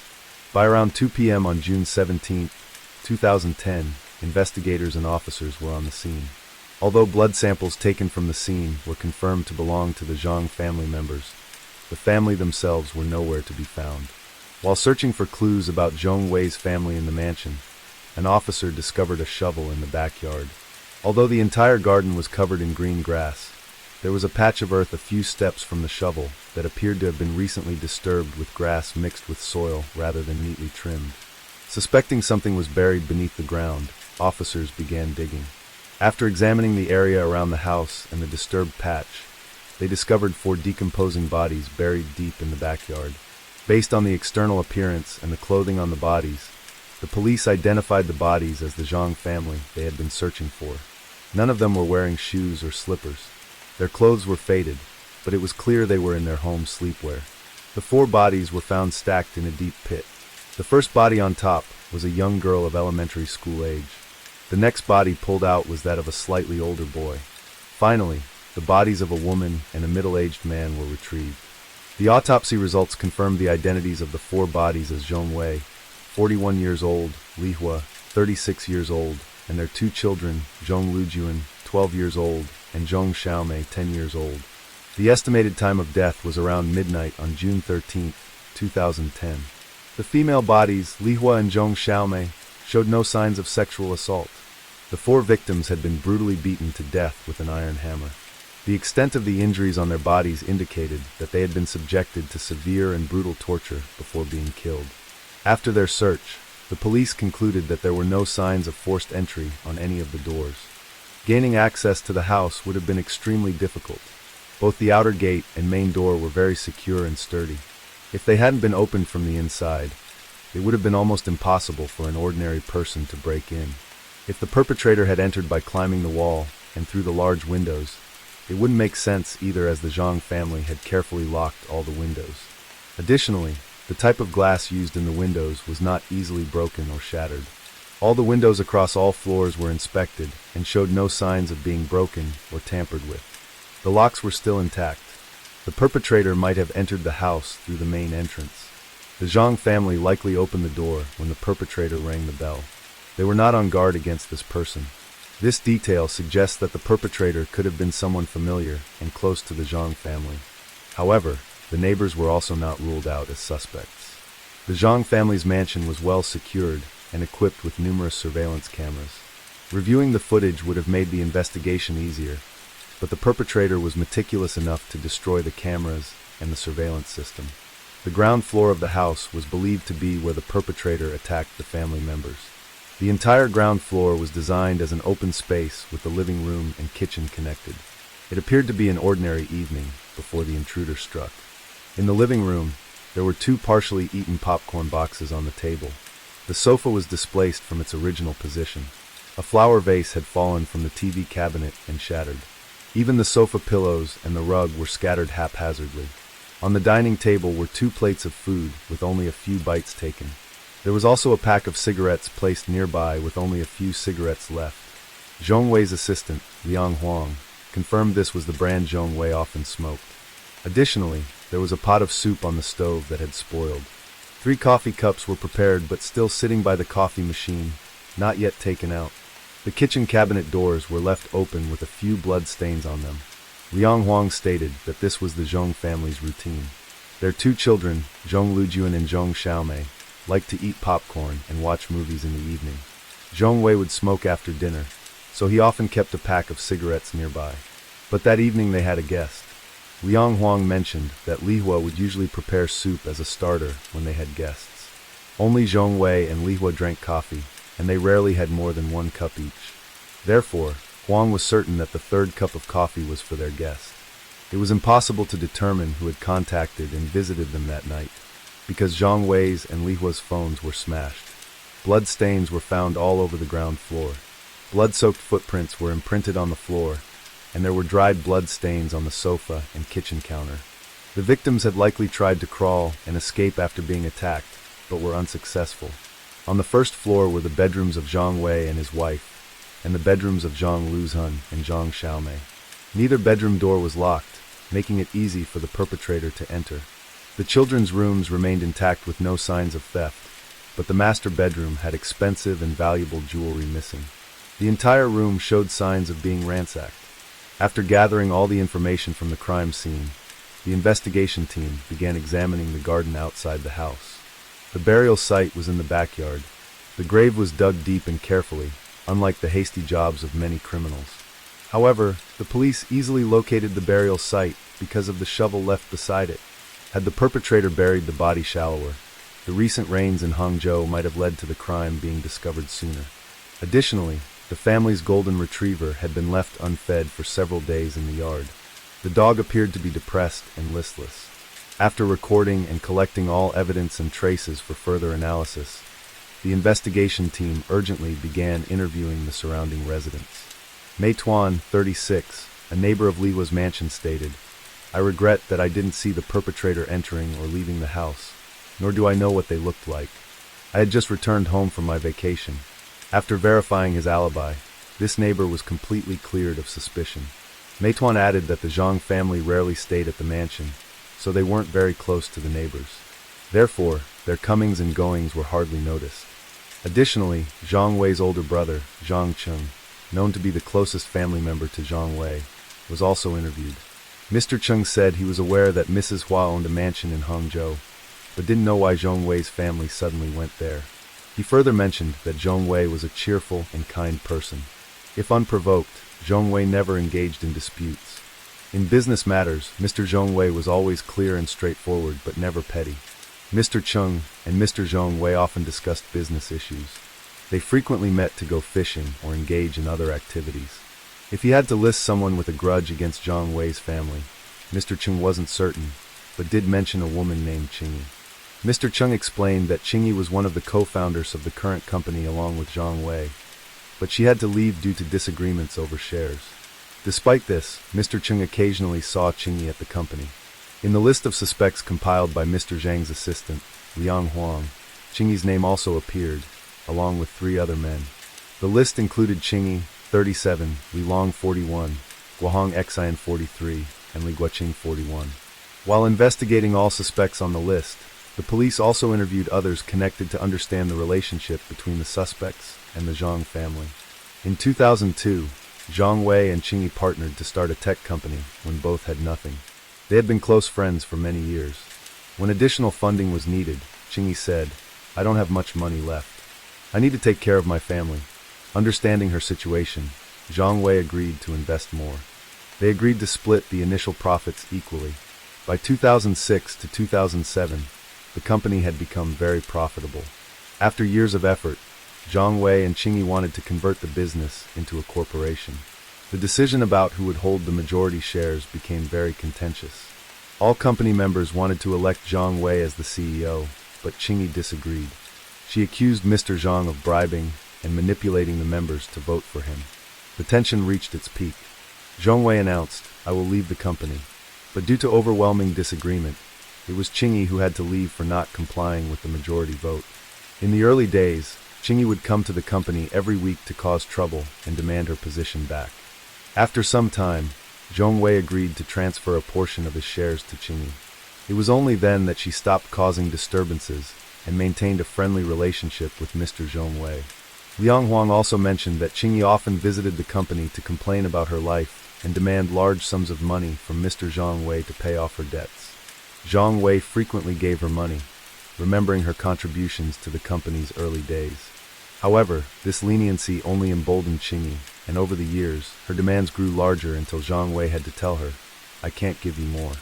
I can only lend you money." Surprisingly, Qingyi agreed, and from then on, every loan was documented with a contract. Liang Huang provided evidence of these loan contracts to the police.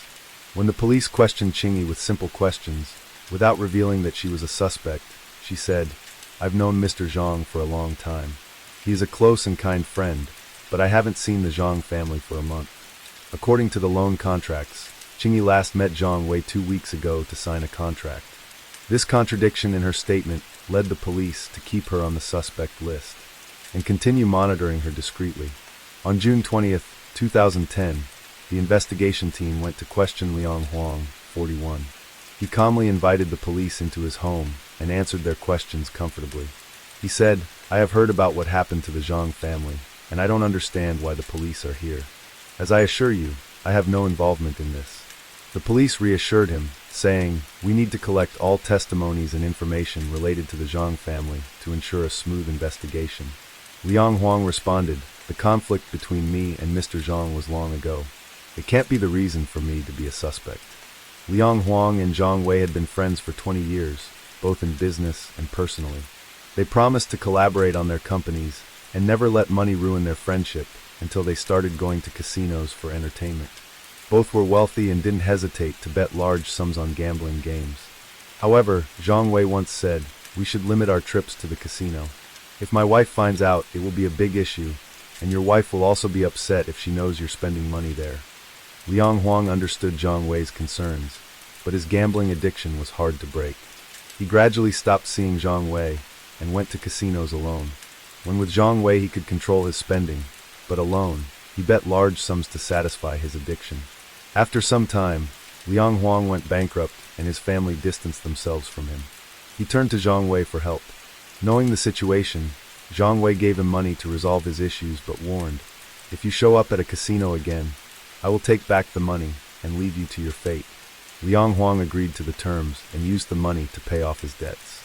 However, he soon fell back into gambling and accrued new debts. Disappointed, Zhang Wei cut off contact with Li Lang, despite his desperate pleas for help, which Zhang Wei ignored. This enraged Li Lang, leading him to spread negative news about Zhang Wei and damage his company's stock value. Zhang Wei then sent a warning to Li Lang, stating, "I will increase the interest on your debt if you continue to disrupt my business." Their conflict was intense. After years of not seeing each other, their anger had subsided, but they never reconnected. The police verified the truth of the story through Liang Huang, but no one could confirm if Mr. Long and Mr. Zhang had truly cut off contact for years, as Mr. Long claimed, because Zhang's phone was destroyed, making it impossible to check message or call history. According to Zhang Wei's close assistant, Liang Huang, he was very familiar with Zhang Wei's schedule, habits, and the people he frequently met. Huang said that Zhang occasionally mentioned Li Lang as an old friend, but never expressed any intention to reconnect. He also never heard of Li Lang trying to contact or meet up. From Liang Huang's perspective, the conflict in relationship between the two seemed to be in the past. However, the police still believed that Mr. Long had sufficient motive and reason to be a suspect. Li Lang also suggested that instead of suspecting him, the police should investigate Guo Hongxin, who he believed was more suspicious. When the police asked for more information about Hongxin, Mr. Long said, "I only met Mr. Hongxin a few times before he was fired by Zhang Wei." Li Lang's statement made some sense to the police, as Guo Hongxin was also on the suspect list. After their interview with Li Long, the police quickly interrogated Guo Hongxin, 43. Guo Hongxin did not say much. He expressed regret over the Zhang family's deaths and stated that he was just an employee at Zhang Wei's company. After being fired, Hongxin claimed he knew nothing about Zhang's life and had no further comments. However, further investigation revealed that the situation between Zhang Wei and Guo Hongxin was more complex than Hongxin admitted. Guo Hongxin was a valued subordinate of Zhang Wei. Zhang often took him to meet his friends to help Hongxin expand his network. That was when Hongxin met Li Long. After nearly 2 years, Hongxin asked to borrow a large sum of money from Zhang. Trusting him, Zhang generously agreed. Immediately after borrowing the money, Hongxin resigned and started a competing company. Zhang didn't see this as a major issue until Hongxin began spreading false information about Zhang's company and poaching clients. This severely impacted Zhang's business and reputation. Zhang Wei then threatened to recall the entire debt, even if it meant breaking the contract. If Hongxin couldn't repay, he would have to sell his company to settle the debt. During the height of their conflict, Guo Hongxin warned Zhang Wei to watch his family carefully. This tension remained unresolved, making Guo Hongxin a prime suspect according to Li Long and the police. The last suspect on the list was Li Guoxin. He had a past relationship with Li Hua before she married Zhang Wei, leading to some animosity between Guiqing and Zhang Wei. However, the matter wasn't overly serious, and Guiqing had been living abroad for many years with no recent contact in China, leading the police to temporarily exclude him from suspicion. After gathering the necessary information and testimonies, the police analyzed and considered various possibilities. Currently, Guihong Xian was the primary suspect, but they remained open to other suspects emerging at any time.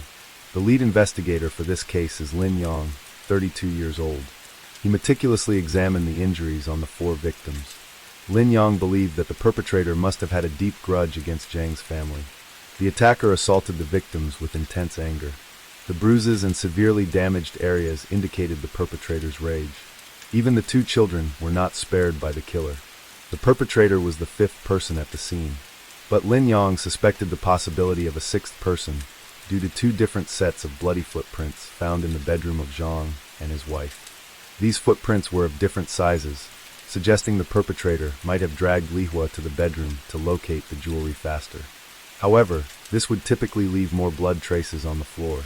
Therefore, it's plausible that there were two perpetrators at the crime scene. Lin Yang ordered a review of all security cameras in Hangzhou, especially in the vicinity of Shengdian Avenue. If any familiar faces from the suspect list were spotted, the investigation would immediately expand to focus on that suspect. He also directed the search for the missing SUV of the Zhang family to inspect the vehicle. It seemed that the perpetrator had driven the car away and abandoned it somewhere in the city. After a search on July 15, 2010, a valuable lead emerged. The police found the Zhang family's SUV in an old garage in Hangzhou. Upon inspecting the vehicle, they discovered fingerprints belonging to someone other than the four family members. The unknown fingerprints matched those of Guohong Xin. Additionally, they found DNA belonging to Qingyi in the car. Guohong Xin and Qingyi immediately became the prime suspects and were placed under 24/7 surveillance. The police needed more evidence proving their presence in Hangzhou on the day of the murder to make a final conclusion. On July 20, 2010, the final results from the security cameras confirmed that Guohongxin and Qingyi were in Hangzhou at the time of the crime, and they were together. The police promptly arrested both suspects. Guohongxin was born on November 10, 1967, in Deshang, Guangdong Province, China. He came from a poor family with parents who worked as farm laborers for others to support their two children. After school each day, Guohongxin would help his parents with farm work or rush home to take care of the house. Despite his difficult childhood, he received a proper education. A local townsman adopted Guohongxin, who was very strict but cared for him diligently. This benefactor lived alone and had no children, so he provided everything for Guohongxin, including his education and allowance. The Gui family was very grateful to this man. Shortly after Guohongxin started high school, his parents passed away due to overwork. The two brothers became orphans. The benefactor then officially became Guohongxin's adoptive father. He and his brother moved in with their adoptive father, which somewhat compensated for their harsh life. After graduating from high school, Guohongxin went to a big city to attend university. However, just a few months later, he received news of his adoptive father's death. Guohongxin hurried back to his hometown to handle the funeral, which was the last time he returned home. Following this, he became reclusive, quiet, and withdrawn. It wasn't until he started working that he began to open up to society. Having experienced poverty, Guohong Xin became obsessed with money. He always felt the need to accumulate a lot of money, even though he didn't know what to do with it. It seemed he was willing to do anything for money. Qingyi was born on July 6, 1973, in Chengdu, Shandong Province, China. She came from a well-off family. Her parents were business people with stable and reputable operations in the city. However, when it came to raising their only child, they were excessively strict. From a young age, whenever Qingyi made a mistake, whether big or small, she never received comfort from her parents. Instead, she was met with beatings and harsh scoldings. It's possible that the stress from their business caused them to take it out on their only child. Qingyi tried to grow up obediently and avoided making mistakes, knowing that any slip-up would result in severe punishment. Qingyi often felt envious of others and became irritable when she didn't receive support. After starting university, she cut ties with her family, choosing to live independently and work to support herself. Although she struggled with the hardships of living on her own, Qingyi thought it was better than enduring beatings from her family. In late 2008, Guohong Xin and Qingyi met for the first time at Zhang Wei's company. It wasn't until their second meeting that they exchanged contact information and began seeing each other regularly. Despite Qingyi already having a family, Guohongxin didn't mind. After many interactions, Qingyi confided in Guohongxin about her issues with Zhang Wei. She claimed Zhang Wei was selfish and fake, not the person he appeared to be. Guohongxin believed her unconditionally. With Qingyi's instigation, he exploited Zhang Wei's trust, borrowed money, resigned, and started a competing company. During the competition with Zhang Wei's company, Qingyi devised numerous schemes to provoke and anger Zhang Wei through Guohongxin's company. She knew Go Hongxin felt indebted to Zhang Wei, so she aimed to disrupt and destroy their relationship. After repeatedly using underhanded tactics to steal Zhang Wei's company's partners, Qingyi achieved her goal when Zhang Wei declared he would demand repayment of the loan from Go Hongxin. As the conflict escalated, Qingyi suggested that the only way to resolve the issue permanently was to make Zhang Wei's entire family disappear. Initially, Go Hongxin hesitated, but Qingyi's constant manipulation and instigation led him to act. First, Go Hongxin sent a threatening message to the Zhang family, causing them to flee to their other mansion on Xingdian Avenue. This explains the chaotic scene at Zhang Wei's mansion on Hangzhou Avenue. It appears the threat was terrifying enough to make them flee in the night. At 3 a.m. on June 7, 2010, Go Hongxin revealed the contents of a message to the investigators. The message read, "You are probably terrified to receive this message because I know the exact location of the mansion you're staying in. I know your wife's name is Li Hua, and your children are Zhong Lijun and Zhong Xiaomei. This is not a threat or a ransom demand. I am informing you that I am preparing to kill your family at the mansion on Hangzhou Avenue. Spend your last moments together happily. If you call the police, I will immediately target your 2 children whenever they are outside. Do not ignore my warning."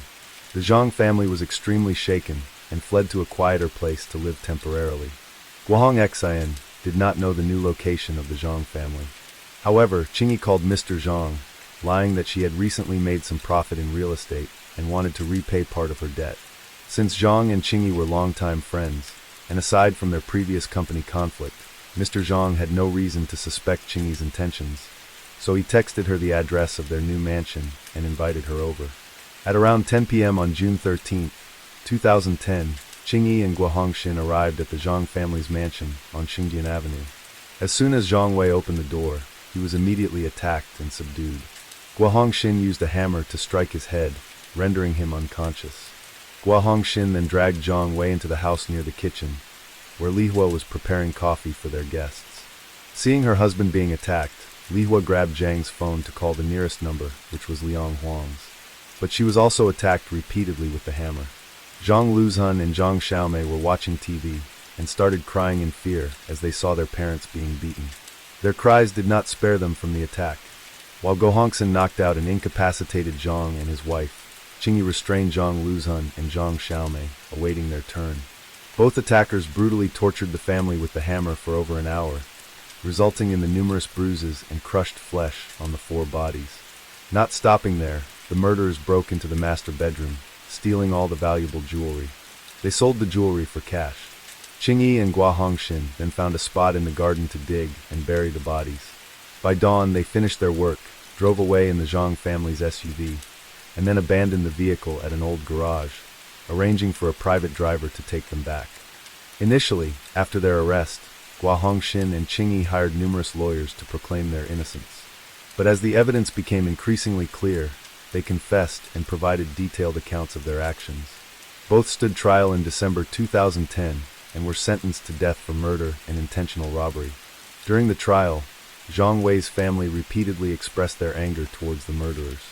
Zhang Qing even lost control and attempted to attack Guohong Xian in the courtroom. All this violence stemmed from unnecessary conflicts, leading the perpetrators to kill someone who had always helped and trusted them. Especially for Qingyi, Zhang Wei was not just someone who lent her money during difficult times, but a longtime friend. And for Guo Hongxin, Zhang Wei had supported his career.